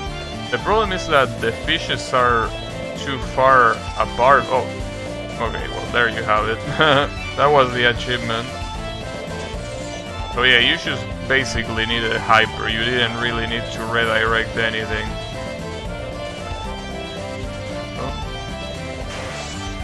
I should redo this spell card, because that wasn't a capture. Though I already captured it before, so I guess I can capture it again. Let me try again.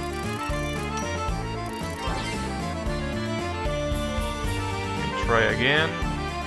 You will be so kind to let me restart, that is.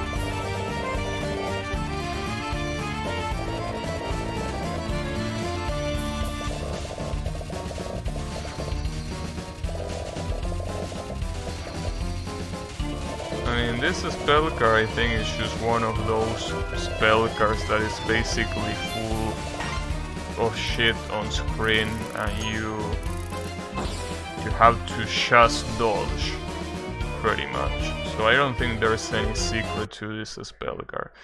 Okay, the second spell card, there was an achievement. Well, first I need to do the second non-spell. What was the second non-spell about?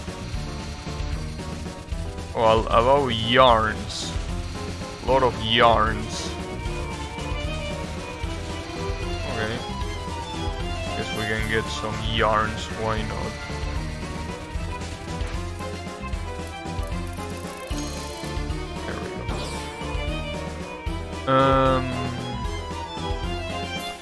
I think that the non-spells are more or less fine. It's just that the yarns have some very weird hitboxes. Okay, so this is the one that I need to do on Matt's rank. Oh, and I know, well, this was a very easy spell card without Hyper being active, but it doesn't seem like it really changes too much without the Hyper being active. I mean, it's literally just a bunch of bullets that are not even put in a weird way. That was weird. Like, that was definitely an easy one to do. In fact, I think that spell card is pretty out of place considering how fucked up all of the other patterns are. Like, that pattern is actually normal. It feels weird to have such a normal pattern in a game like this where everything is out there to absolutely kill you. And that pattern is basically like...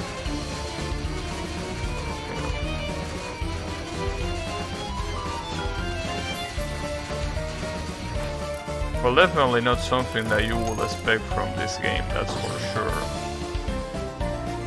But yeah.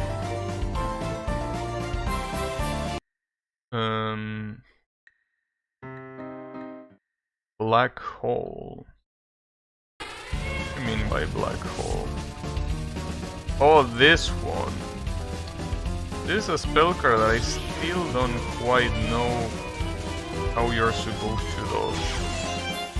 Especially because, well, see, this is the thing. This spell card is more in line with how the overall game is, you know? Like, very, very fucked up patterns that are very hard to dodge. The problem is that this one, I don't know how to do it more easily. So I think that eventually the bullets should overlap.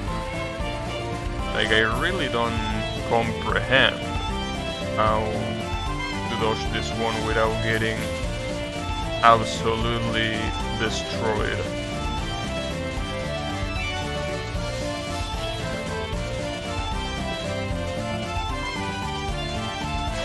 Especially because if you go through the middle, this spell card is absolutely hard. Because you need to dodge from both sides at the same time. It's very hard. But if you get too close to those supposed black holes, then, well, obviously you're gonna get destroyed. Because it's gonna close out on you, and there is absolutely nothing that you can do. But it's fine.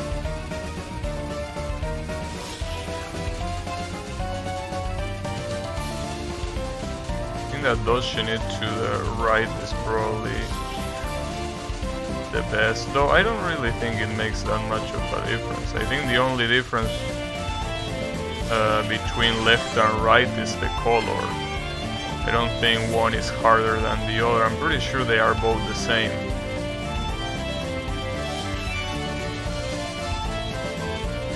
Yeah, I'm pretty sure they are the same. I will try the left side just to see if there's any particular difference, but I don't really think there is. Oh, it feels like it's the same.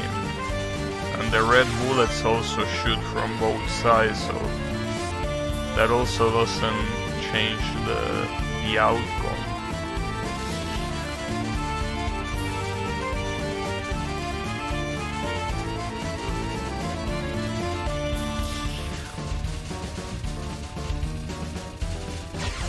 Damn it. It also doesn't help that this spell card has such an insane amount of health. In fact, I wonder, if I try to capture this on max rank, will that be easier? Because when I tried to see how this card on max rank was, I didn't notice that much of a difference. And supposedly in max rank you have a lot more attack power. So if the spell card pattern is not that different, then... I mean, I can tell that it's okay, yeah, it's different. Like, one of the black holes overlaps with the with the other one that is from the same color. I still don't know if I will call it harder, and at least you will be able to get through the pattern if you do it like this. So I'm not really sure. Should I do it like this? At least it seems that the black hole itself remains mostly the same. It just changes like the frequency in which she shoots it.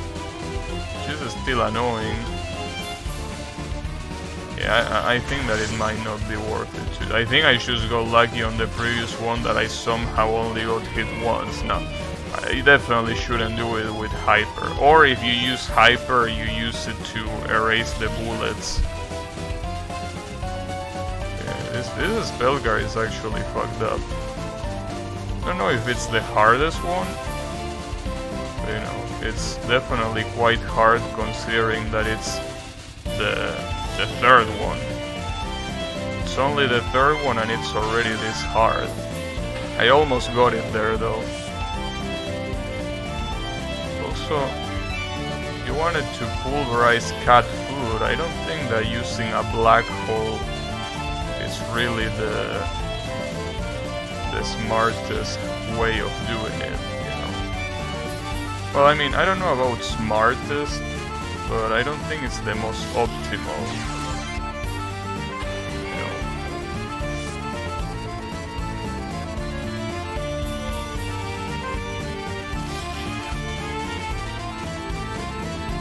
Also, judging by the pattern that has this black hole shape, it looks very weird. Some bullets move in a very weird trajectory, which makes sense because the pattern itself is weird, but I mean that there are a lot of bullets that have some very, very sudden movements, and it makes it very hard to dodge because of that.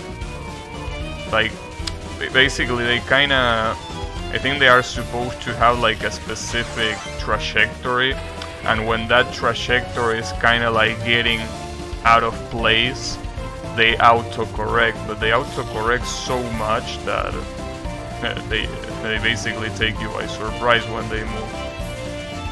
It's not like a very smooth transition is what I'm trying to say.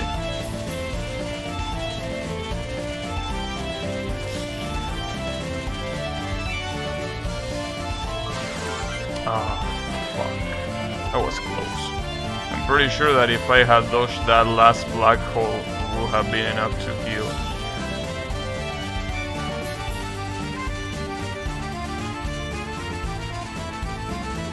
Also, the yellow black hole, or well, the left side black hole, stops being a problem if you move enough to the right, obviously. But it basically stops being a problem to the point where you don't even have to worry about it. Basically what you have to worry about is the orange bullets not doing any fast autocorrection, and also the red bullets, obviously. I mean, the red bullets are still there. They are quite random, I think. Well, I actually don't know if they are random or not. I can't tell if the red bullets have a pattern or if they are just RNG. I think they have a pattern, but I'm not sure.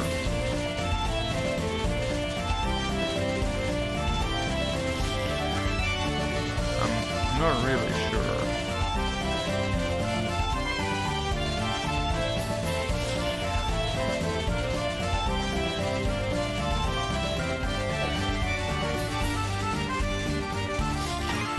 Got it. There you go. Well, at least with that, we can clearly understand that this is the kind of spell that you will bomb. You don't really want to deal with that spell. Not any more than necessary. Honestly, I think that I should have saved replay on that spell because it was so hard to do.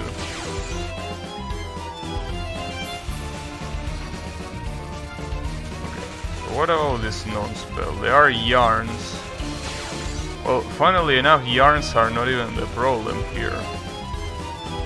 It seems that the rice bullets are the ones that are the problem. They get quite in the way, yeah. Well, it's basically the overlap between the circles and the rice. They become very hard to identify. Okay, that's fine. Cut of the what? Cut of the lustros. What does lustros mean? Something that shines? Or is that a proper name? Maybe that's a proper name. I don't know.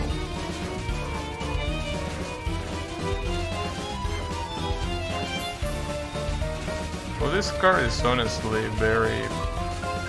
I mean, the fact that part of this card is that the hitbox of those jewels is very hard to measure, but other than that, it's very basic. What's the fifth non-spell?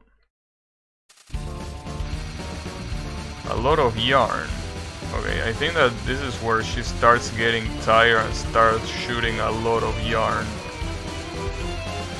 Just like that.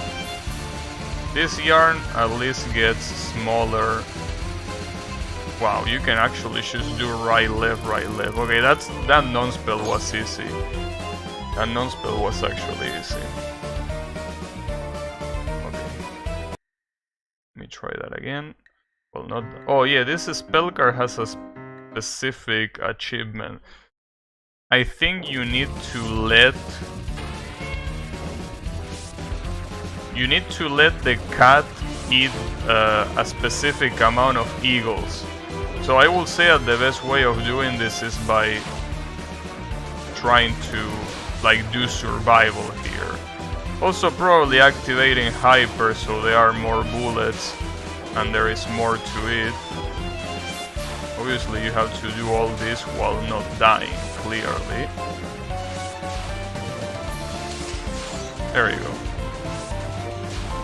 100 or more birds. And this as a spell card is very interesting because the cat itself doesn't really have that high of a hitbox, that big of a hitbox. So it can basically go right next to you and it will work. That was a timeout, right? I think that was a timeout, okay. Let me try to actually capture it.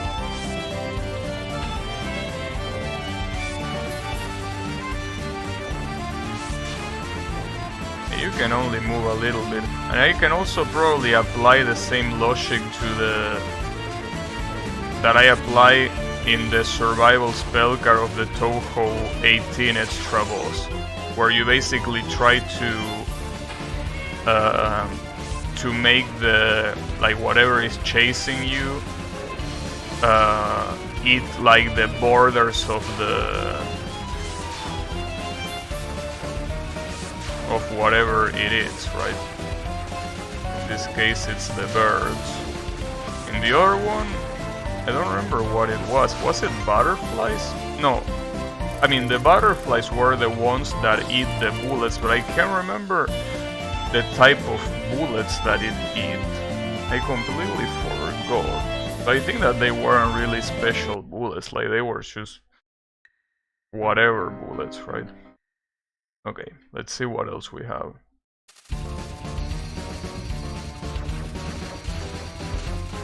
This one is about bottom hugging, right? Yeah, this one is bottom hugging for sure.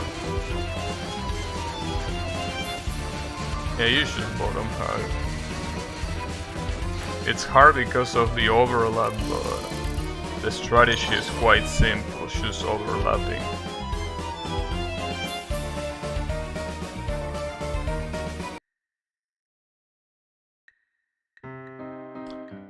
Riddle of the Sphinx.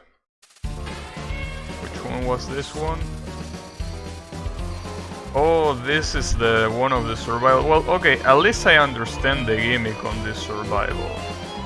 As long as you understand the gimmick, it shouldn't be a problem.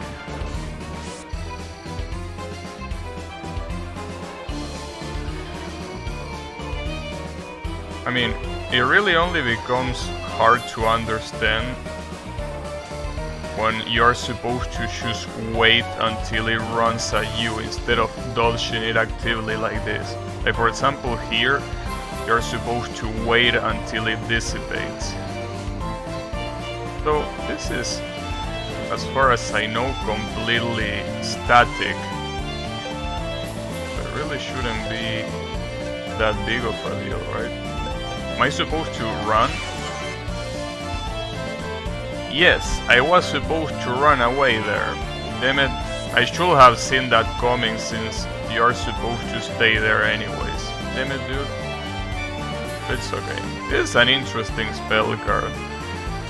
I mean, very original. In fact, I would have liked if this was her survival spell card instead of the one that she actually has as a second to last spell, which is basically about that gigantic worm chasing you down. But honestly, this one, I think it's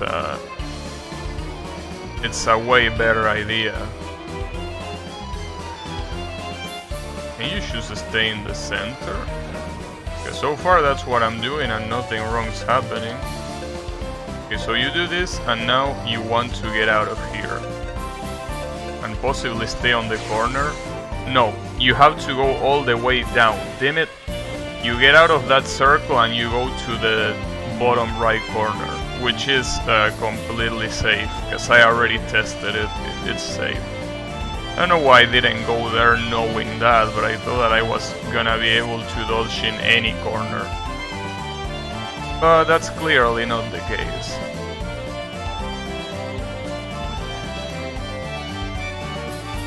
So I don't know what the Sphinx has to do with this. I mean, I understand that the Sphinx is supposed to be like a lion, and lions are like super cats and shit like that. It's still a little bit dumb, you know? They're not really that related. Doesn't seem pretty fitting for the boss.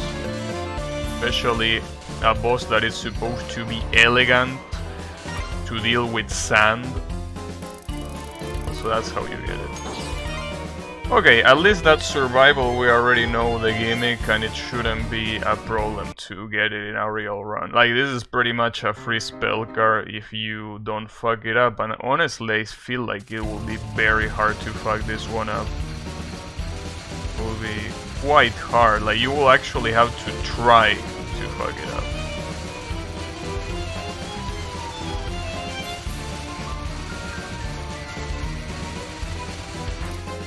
Okay, that non-spell is just a little bit of dodging, nothing really too different. The next one, this is the 8th, no, this is the 7th spell. Cat's Crown. What is it about? Oh, this weird ass spell card, where she throws cat heads at you. This spell card is basically just weird. Because it's basically, like, the idea of the spell card is to dodge, right? Like, there is no gimmick, but it's a little bit unsettling how the cat heads look. So it's even more unsettling in the next spell card. But this one is kinda like preparing you for...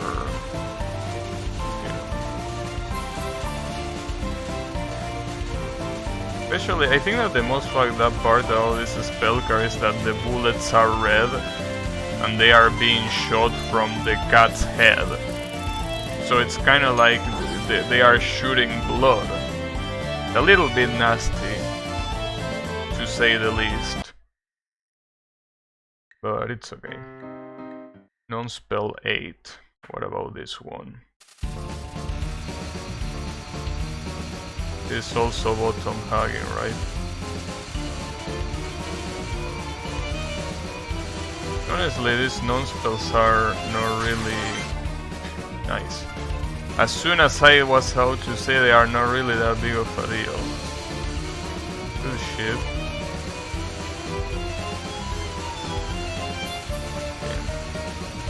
The RNG here can be very dangerous because the spacing between the yarns becomes very small. Very small.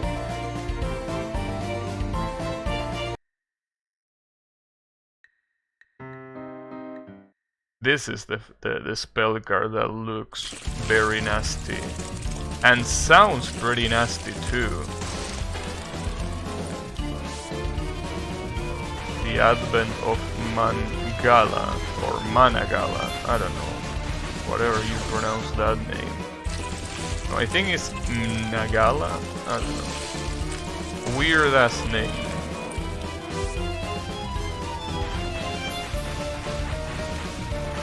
But other than the name, it's also a weird spell card. Also, it seems that Sakuya's auto-aim goes a little bit crazy here, doesn't really know what to do. Because some of those bullets that come down are supposed to be like pseudo-enemies. It's also a spell card that focuses a lot on aiming.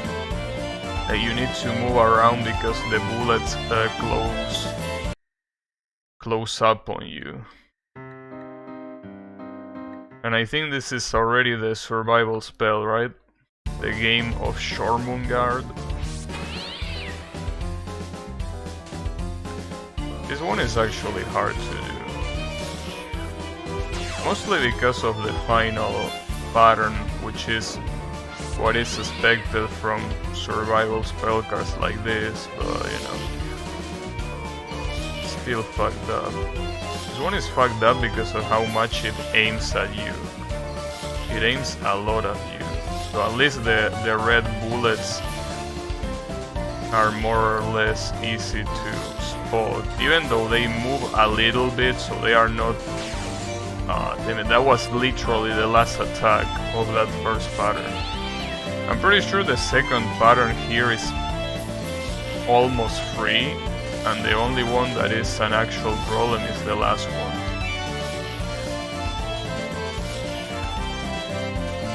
Damn, this shit. The problem is that if that thing is very close to you, there's absolutely nothing that you can do. You can't just casually move out if it's really close to you. Like, the proper way of dodging this is by moving very far. The problem with that strategy of moving very far is that the yellow bullets, well, I don't know if they are yellow or orange, but basically those catch up to you. Okay. But once that happens...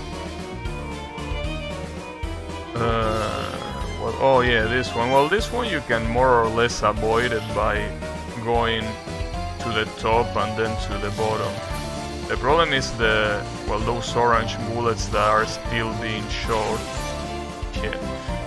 Honestly, I feel like I'd rather not even try to get that survival. Seems very hard to get. And then the last one, the final spell, is basically just a bunch of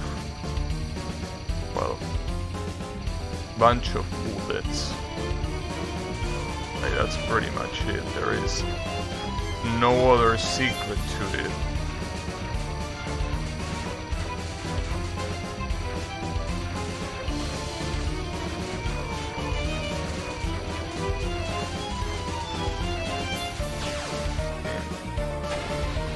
It has a lot of health.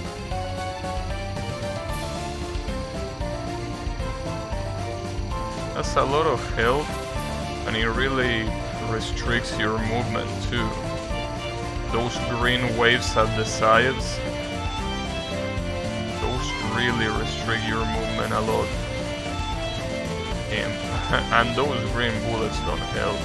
Though I think those green bullets only appear because I got close. I think that those green bullets are not normal. Yeah, as you can see, if you try to get to the middle of the screen, she actually starts shooting that. So this is a spell card that the game forces you to bottom hug.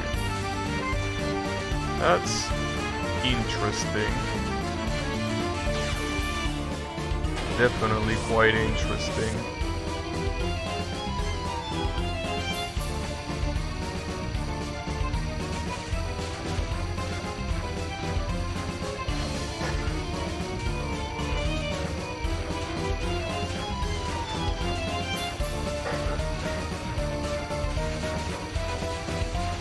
I don't know if it's a better idea to do left-right here or dodging between the bullets. I can't really tell what's... It seems that dodging between the bullets is clearly the best idea here.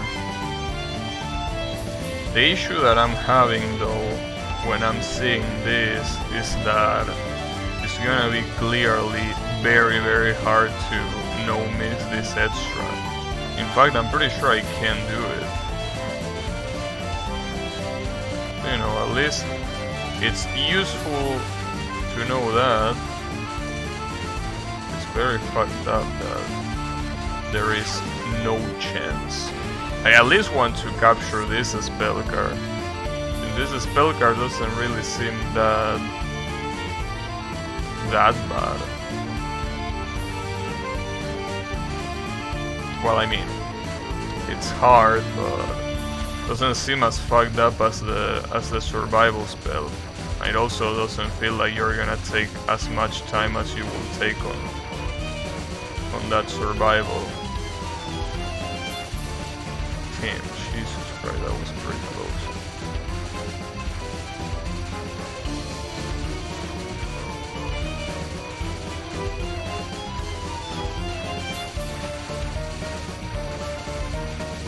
Also, something that I noticed is that I think this might be the only spell card in the game that gets frame drops even when you are not bombing or using overwhelming power or anything like that. Like it frame drops normally. And it makes sense. I mean, after all, if you consider the amount of shit that there is on the screen, it makes sense. So I'm pretty sure there were other spell cards that had way more going on than this one. But maybe it was just my imagination. Though then again, doesn't necessarily mean that the more amount of stuff, like the most busy the screen is, the worse the FPSs are gonna be. Because it really depends on the logic that they use.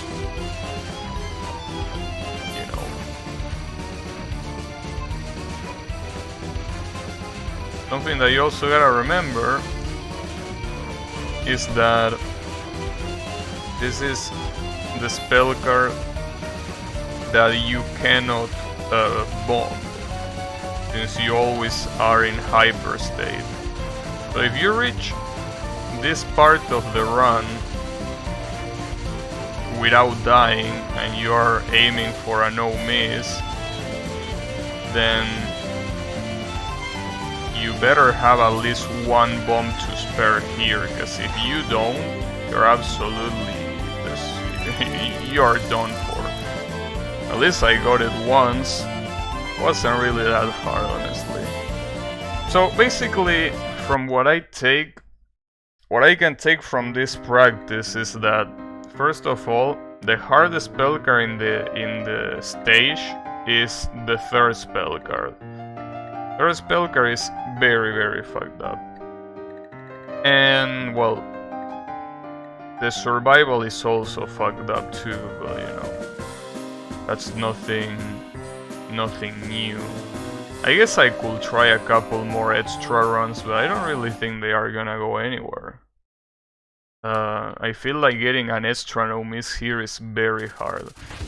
But I can try. Let's just see how it goes.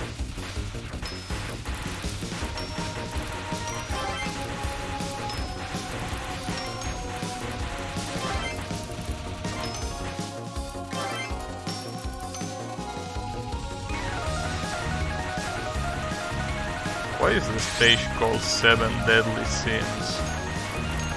What about this stage even gives the idea of 7 deadly sins?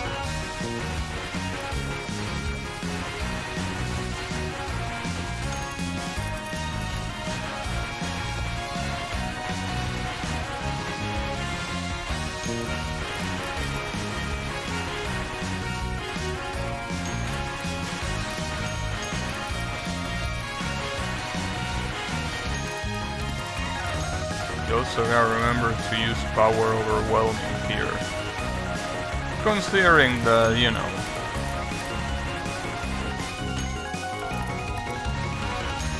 I've been doing the extra trying to get everything without any additional resource help, trying to capture everything. You'll definitely remember to actually use hyper here, because if I don't, this no miss is gonna be impossible, clearly.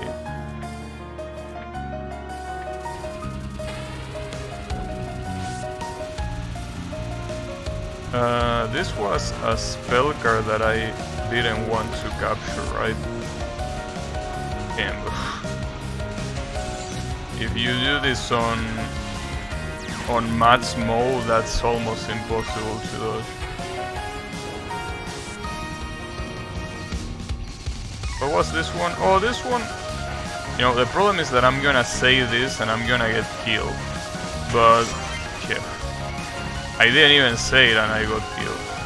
Was out to say that this is pretty much the easiest spell card that this mid-boss has. And it is, it's just that I was in Matt's mode there. This is also a survival spell. And honestly, this survival spell wasn't really that bad from what I remember. Basically, just needed to stay in place. The only problem are the blue knives. The blue knives become so numerous that yeah, they kinda become a problem. At least I got it. I have 5 bombs. That's not a bad amount, honestly. That's definitely not a bad amount. The slightest.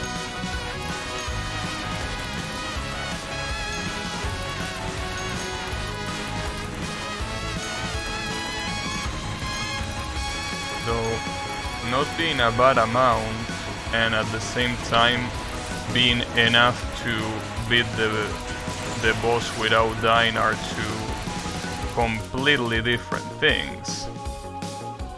But I think that I get more bombs afterwards. Alright, whatever. Let's fight this bitch.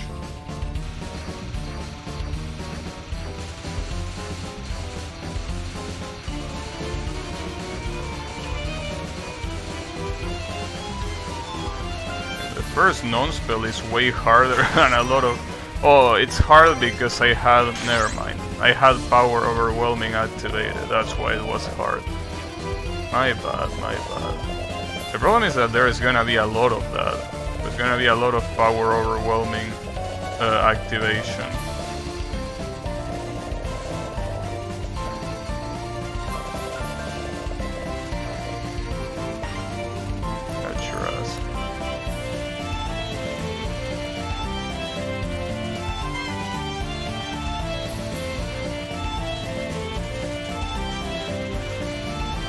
Really want to activate, and I'm gonna activate. Can't really trust this non-spell. What about this one? Oh yeah, this one is fine. Well, I hope that I don't get proven wrong here. Well, even if I get hit, it's not like it's gonna matter too much. Because having hyper means that you don't lose lives. That's the only problem there. It doesn't count as a capture because that explosion happened during the spell card, which is a little bit stupid to me. But...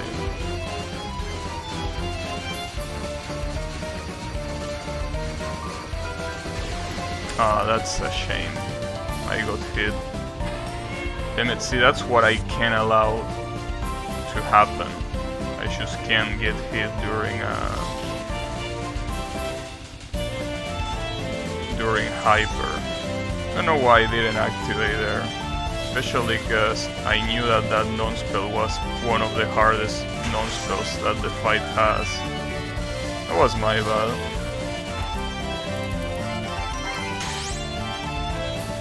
But I will still keep going. So I don't know just how many resources I need, so I don't know.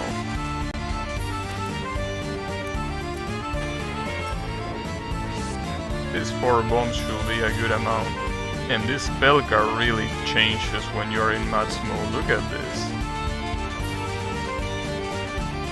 This is way harder than the normal version.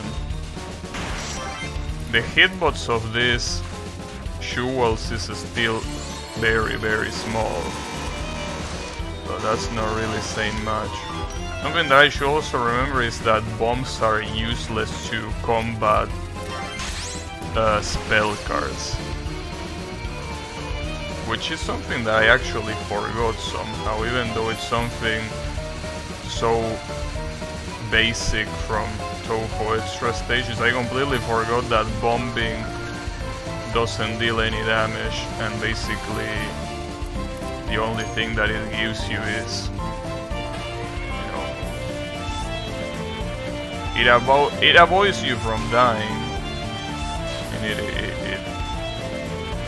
helps doing that, but that's about it. I guess that's good enough.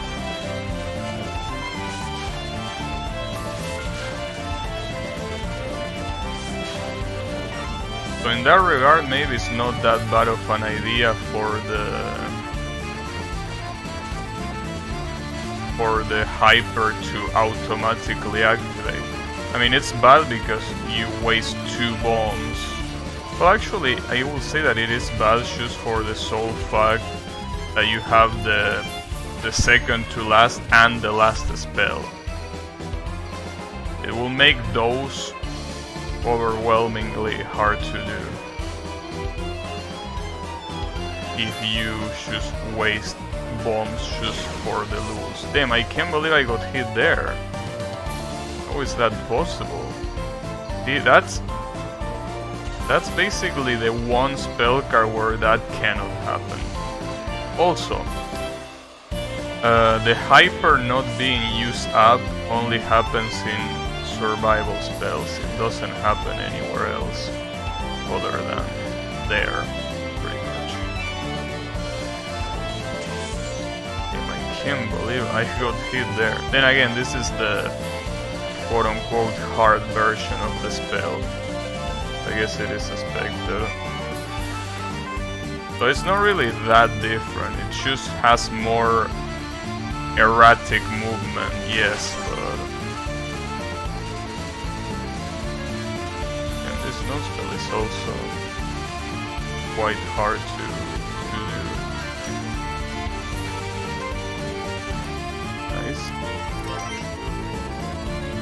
Nice. Here come the cat heads. Because why not? And fuck this creepy ass spells.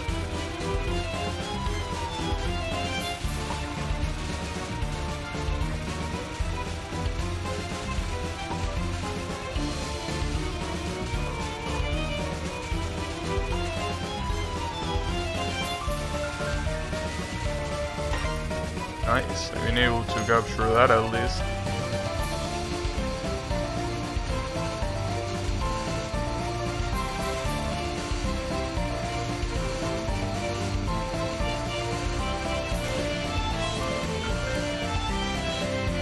That's definitely gonna bite me in the ass for this spell card. This spell card with max rank is probably gonna be even more fucked up than it already is. I mean, well, clearly.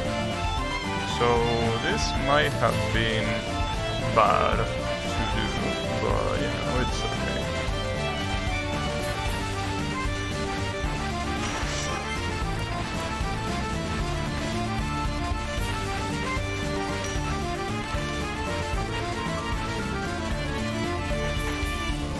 least I got you, and I also have power overwhelming for this fucked up survival.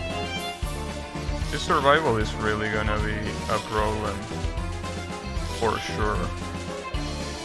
In fact, I didn't even practice this because I don't even know...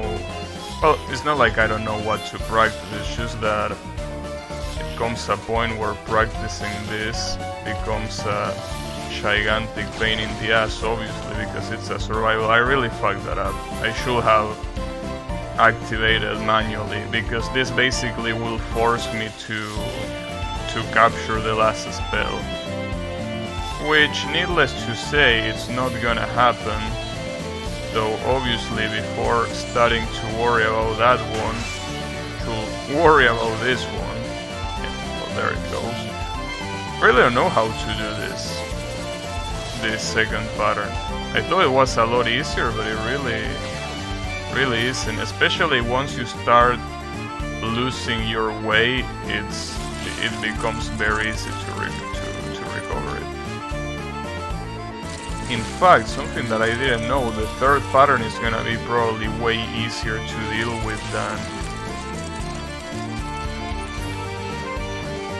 you know.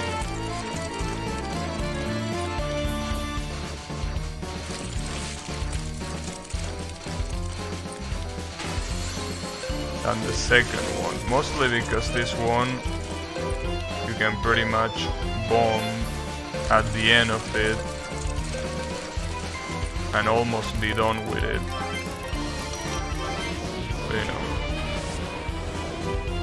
Then this one comes, and I will assume that if I don't have at least one bomb, I really can't do this one. Because, well, obviously if I don't have any bombs left, this means literally capture. You don't capture, you die. And I don't think I can capture this spell card in a real run. It just has way too much shit going on. My brain can't handle.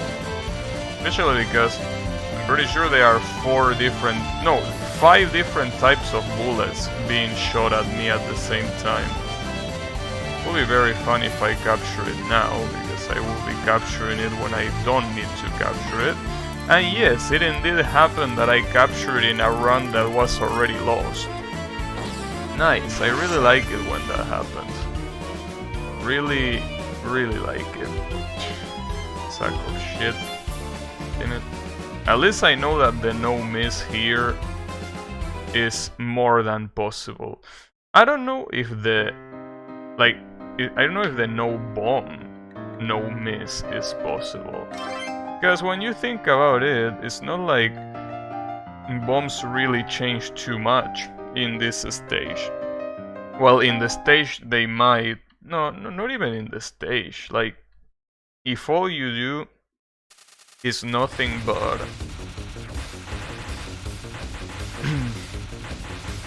but hyperactivation... Well, I think that the only problem will still be the survival spell. The survival spell will definitely be a problem.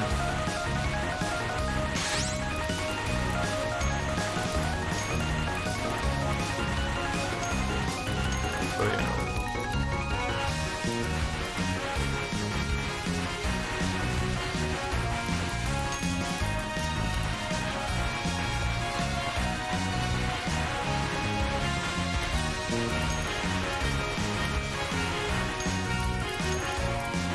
I still feel that, you know, I want to get as much achievements as I can. And I know that there are some achievements that I definitely won't be able to get, like the lunatic no miss no bomb. That one is just fucked up. Like, why is that an achievement? I don't know. I understand that in this game the hyper mechanic basically allows you to get a no miss no bomb in a pseudo easy way. Well, pseudo easy, not really. At least not compared to Touhou 18. The lunatic no miss no bomb in that game is definitely a piece of cake. Well, it's not a piece of cake, but I mean, compared to actual Lunatic No Miss No Bombs, it definitely is.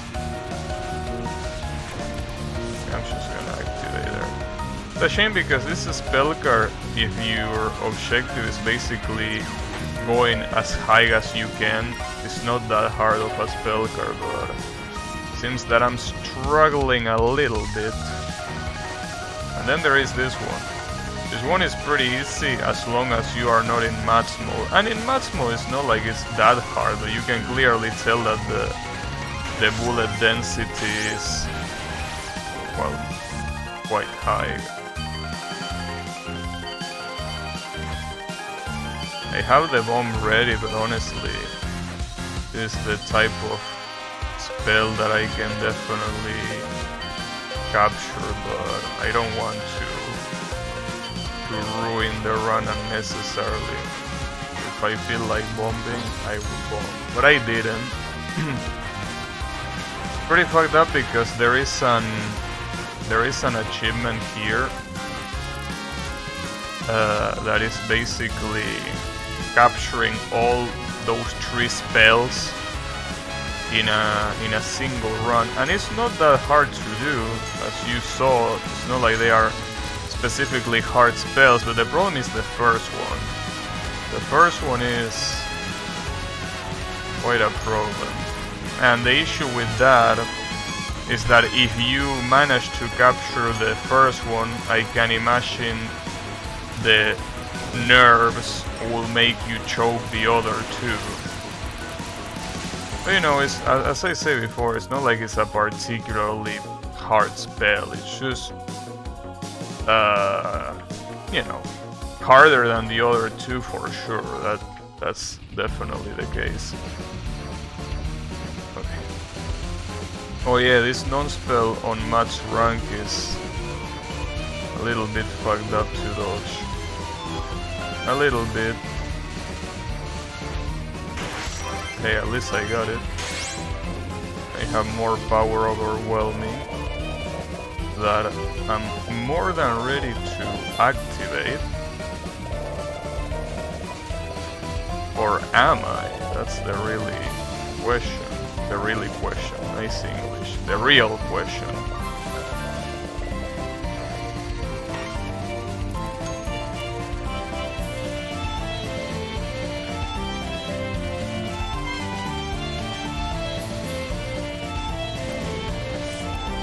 I don't like this non-spell. I don't like it.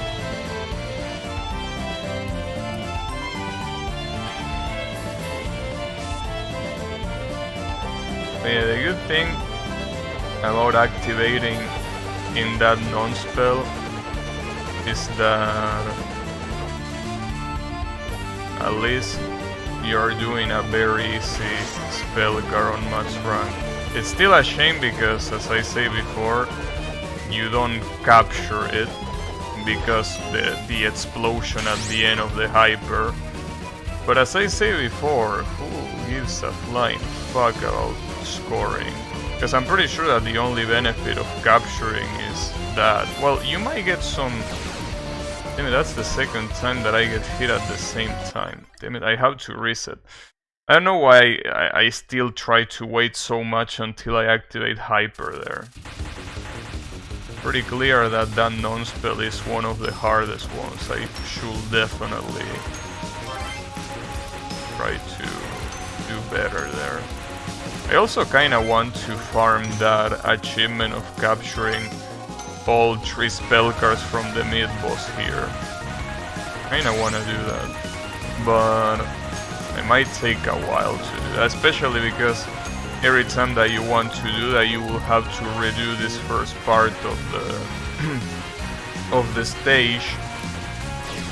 That is not necessarily what I will consider short. You know, you also should realize that those fairies have a big ass circle that says invincible when they have iframes. It's weird though because that circle remains active even when I start damaging them. So maybe it's just that it takes a little bit to go away, but I deal so much damage that they die before it's even a problem.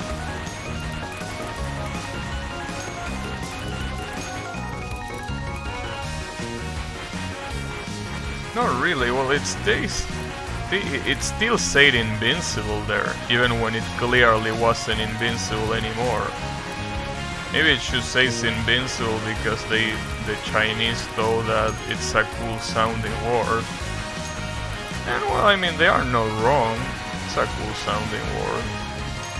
But it wouldn't be the first time that someone from Asia uses an English word not because it makes sense, but because it sounds cool.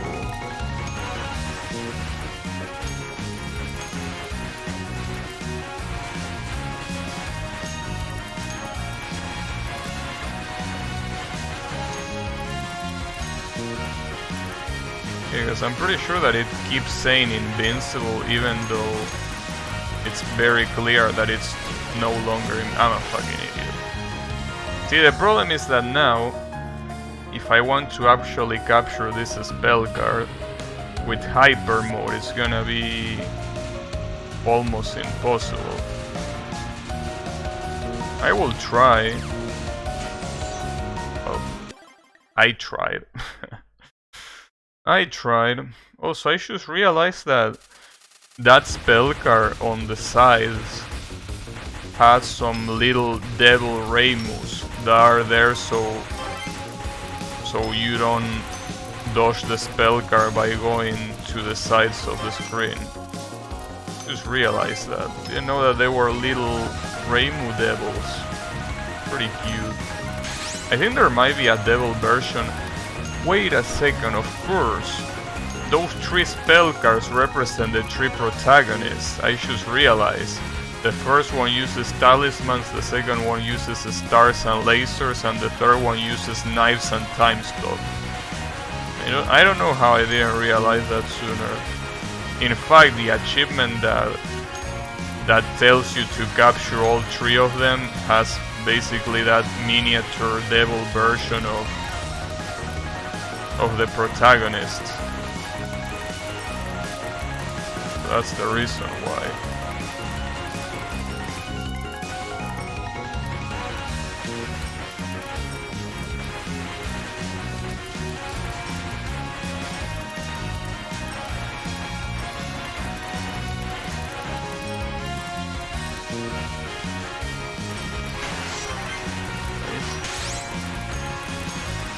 Thing is that I get overwhelming power shortly after. I don't really know if it's gonna be a good idea to try to capture this, but I could attempt it at least.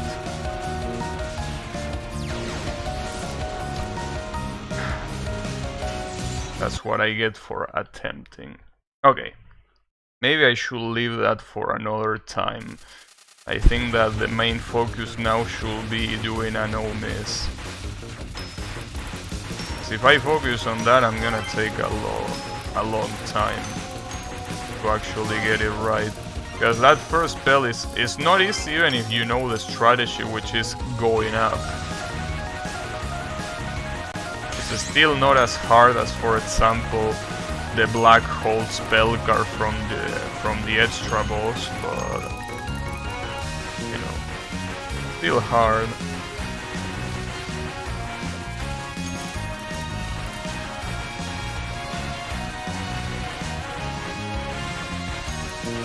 Also, I gotta say that I really like Sakuya's playstyle in this game. It's kinda like Sakuya A from Touhou 7, except that she's actually even better than that. So I like that a lot, personally. I mean, definitely more than Reimu. I don't know why, but soon, and also authors like this insist that Reimu should have the unfocused shot be auto-aim and the focus shot be the needles. That's so annoying, because it basically doesn't make her a noob character anymore. It's quite irritating if you ask me. So, you know, it's the way it is. timid, dude. Fuck. I didn't have any power overwhelming there, so... Well, bombing here actually oh, yeah, that's right. I don't know why for a second there I thought that a bomb wouldn't damage the mid-boss spell, but yeah, it does. A bomb only doesn't damage the extra boss spell, but the mid-boss counts.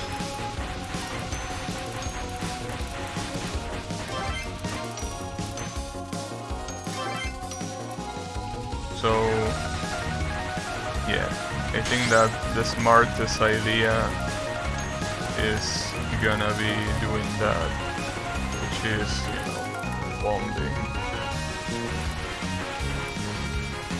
Well, bombing or activating hyper, whatever happens first. Whatever happens first is gonna be the best idea. The problem is that it really depends on when I activate hyper on the stage. That's also another thing that I don't like about hypers in this game,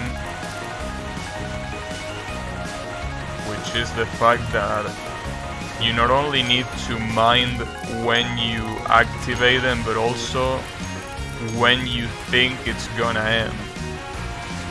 Because if it ends at the beginning of a spell card, that spell card is gonna be a lot harder than it should be. And some other times, you know, it just makes that explosion that makes capturing a spell card impossible, for example. There's quite a problem either way.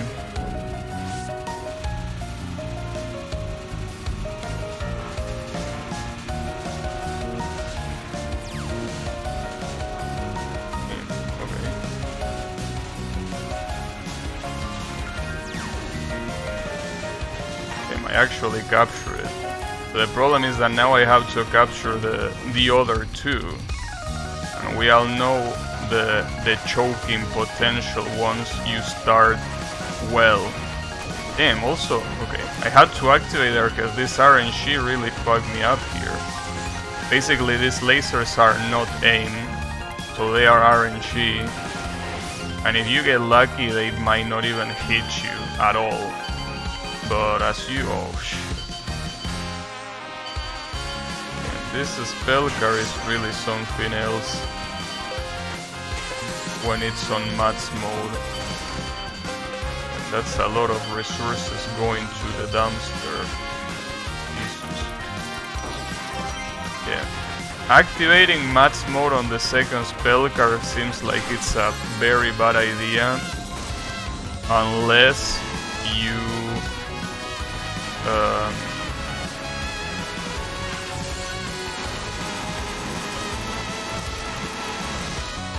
what's the word? Unless you consume it right there. Because if you translate that to the third spell, you're absolutely dead. Speaking about being absolutely dead, I'm pretty sure this run is the one that is absolutely dead. Because I spend a lot of bombs in a very dumb way. So this run, I think it's definitely dead.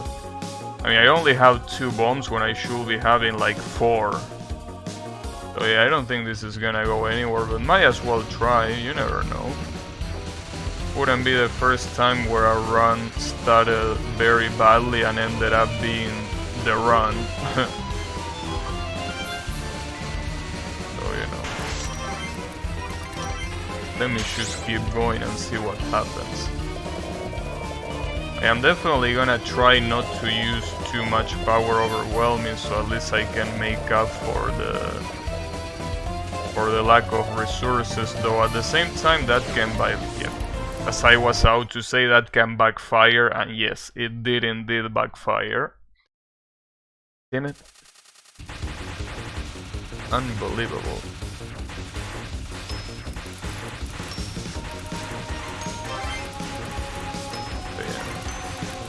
At least I know that it's a doable objective. Getting a no miss on this extra stage is something that is within my possibilities. And I think that it might be even easier to do it with Reimu. It's just that Reimu will struggle in some specific patterns where Sakuya just auto-aims, you know.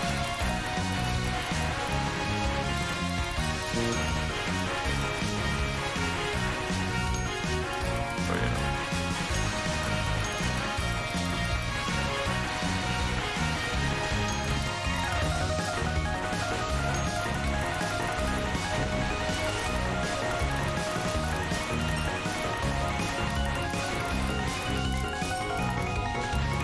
Was activating Hyper here a good idea? Yeah, probably. I don't think it's that big of a deal. In fact, if there was any time to activate, it was probably that one.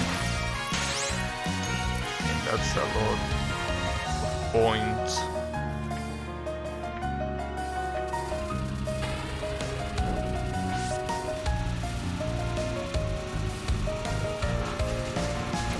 This is where I'm gonna activate this shit, because I don't want to risk it in such a dangerous spell card. The problem now is that I have to deal with that on this spell card. And this is not a nice spell card to have Hyper.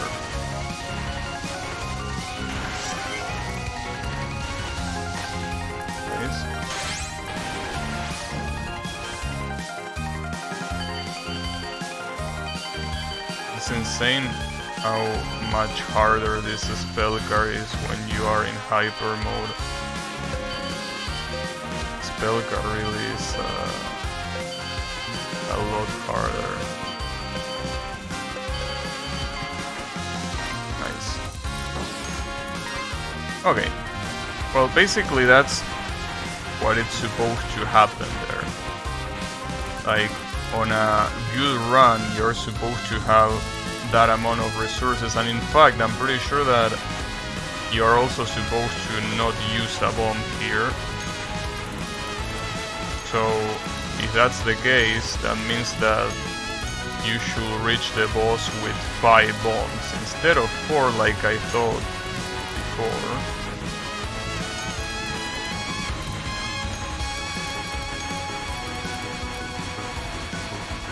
Gonna activate for sure. Just getting way too risky to do anything there. Okay, there we go. So with this it should be okay. At least this is a good run.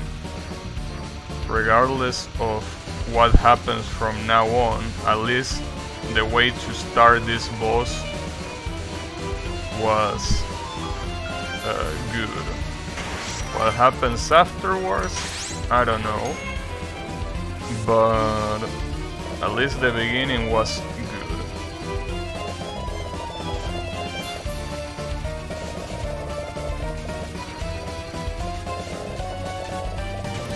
Activate.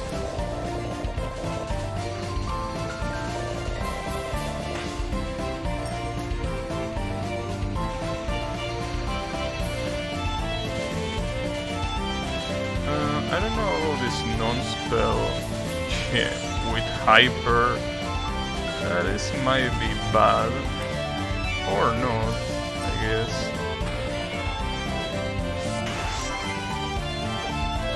Okay. At least I shouldn't... yeah. This spell card is gonna be actually captured this time around. And there is no Hyper here. That's good.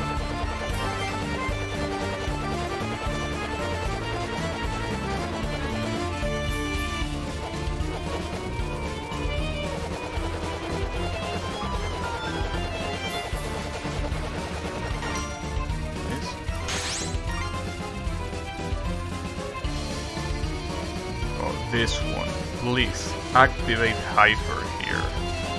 There is no reason to wait for so long until activation there.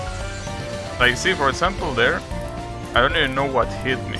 That's why on that non-spell is so important to activate beforehand. The issue now is that pretty much need to dodge the hardest spell with hyper, which is not a good thing, mind you. Damn, and what's even worse is that these bullets are non-cancelable. Are you out of your mind, game? The bullets from this spell being non-cancelable? That's fucked up.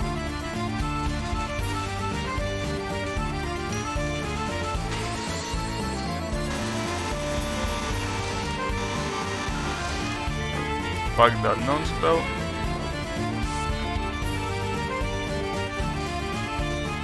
At least in theory, this spell card should not be a problem. So, you know, that's what the theory says.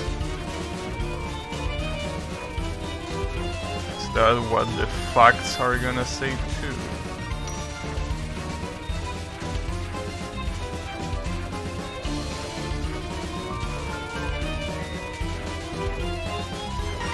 Yep, the facts say that too.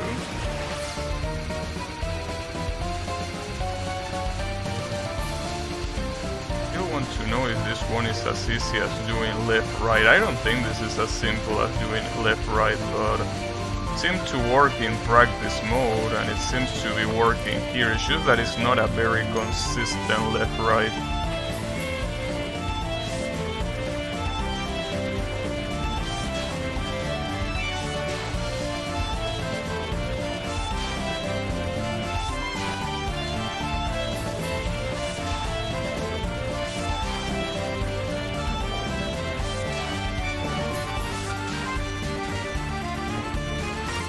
Oh, that was pretty close.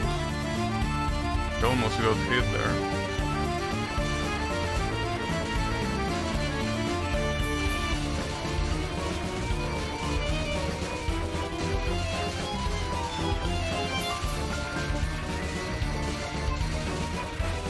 Nice. Ah, the riddle of the Sphinx. Will be nice. If I actually don't fuck it up like I did last time. I think the worst part is that last one, like that last wave of the first pattern. That one is the one that seems like it's the most dangerous one to deal with.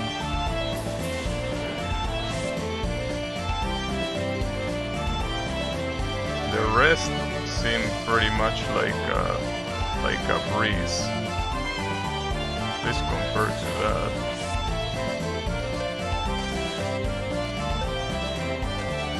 Damn, I almost got hit there. Oh damn, the left side? Why the left side? I was getting ready for the right side. At least that was a capture. That's what truly matters. Definitely activating hyper here.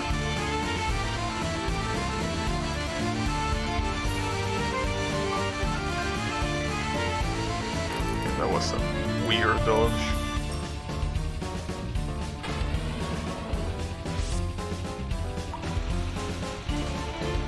And this spell card with hyper activated, I'm not sure about that. Definitely not.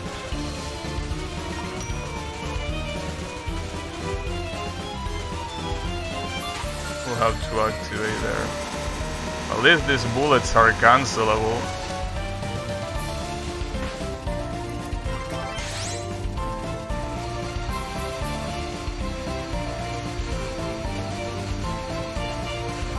Probably should activate here too.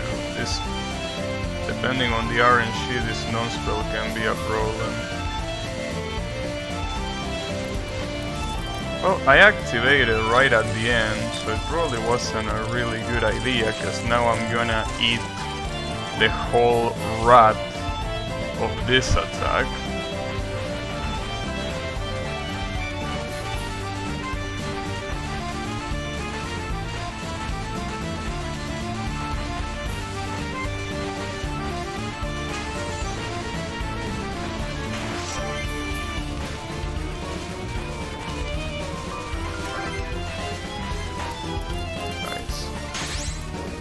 So I have an interesting amount of resources for the survival. You know, I'm not sure this is enough to be comfortable. Especially when it's so fucking close like that. Oh, damn it. Okay, stay at the bottom now. Stay down there. I still don't think this might be the best way of doing this. But it might be. Damn it, I thought you had a lot more room there to dodge. See, and this is where basically everything gets fucked here. Because once you fuck it up like that, the pattern basically doesn't get fixed by itself. And the movement of those red bullets is so erratic. It moves so irregularly.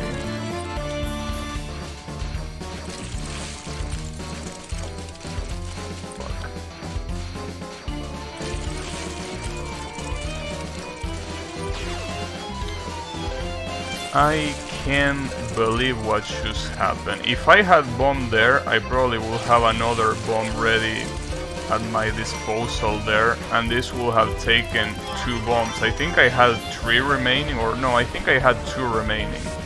If I had 2 remaining and I actually used them, the only thing that I will need to do here is basically capture this spell card. Which I already done before, but it's still hard to do. Damn it, that's a shame. I definitely need to practice that survival spell a little bit more. That survival spell cannot be what kills the run. Especially because being a survival spell, there is clearly a very specific way of doing it. Well, at least I'm relieved that I wouldn't have gotten the run anyways, because I got hit during this last spell. That's such a shame. So this is still, like, this is definitely doable. It's definitely doable. I just need to practice that survival spell more. And I think that's pretty much it, because I had like 4 or 5 bombs ready for that last, for that survival spell. So I just needed more practice there. It's just that I don't really know how to practice that spell. Well, yeah, using spell practice, but I mean. But anyways, I think that's gonna be it for today. But I'm definitely gonna try to do this tomorrow. This extra no miss, because I know it's possible and I want to get it. So. And once I do that, I want to pay attention to the other achievements. Mostly because the reason why I want to do extra now and not later is because now that I'm used to like the fast-paced bullets of this high difficulties, to say it in a way, I don't want to get used to low-pace action in normal mode, right? So I want to first do these things that are hard and then go to the normal achievements, I guess, just to see if I can get at least a no miss in normal. In any case, thanks everyone a lot for watching, and I'll be seeing you on the next stream with more of this thing. So yeah, have a good one and take care everyone.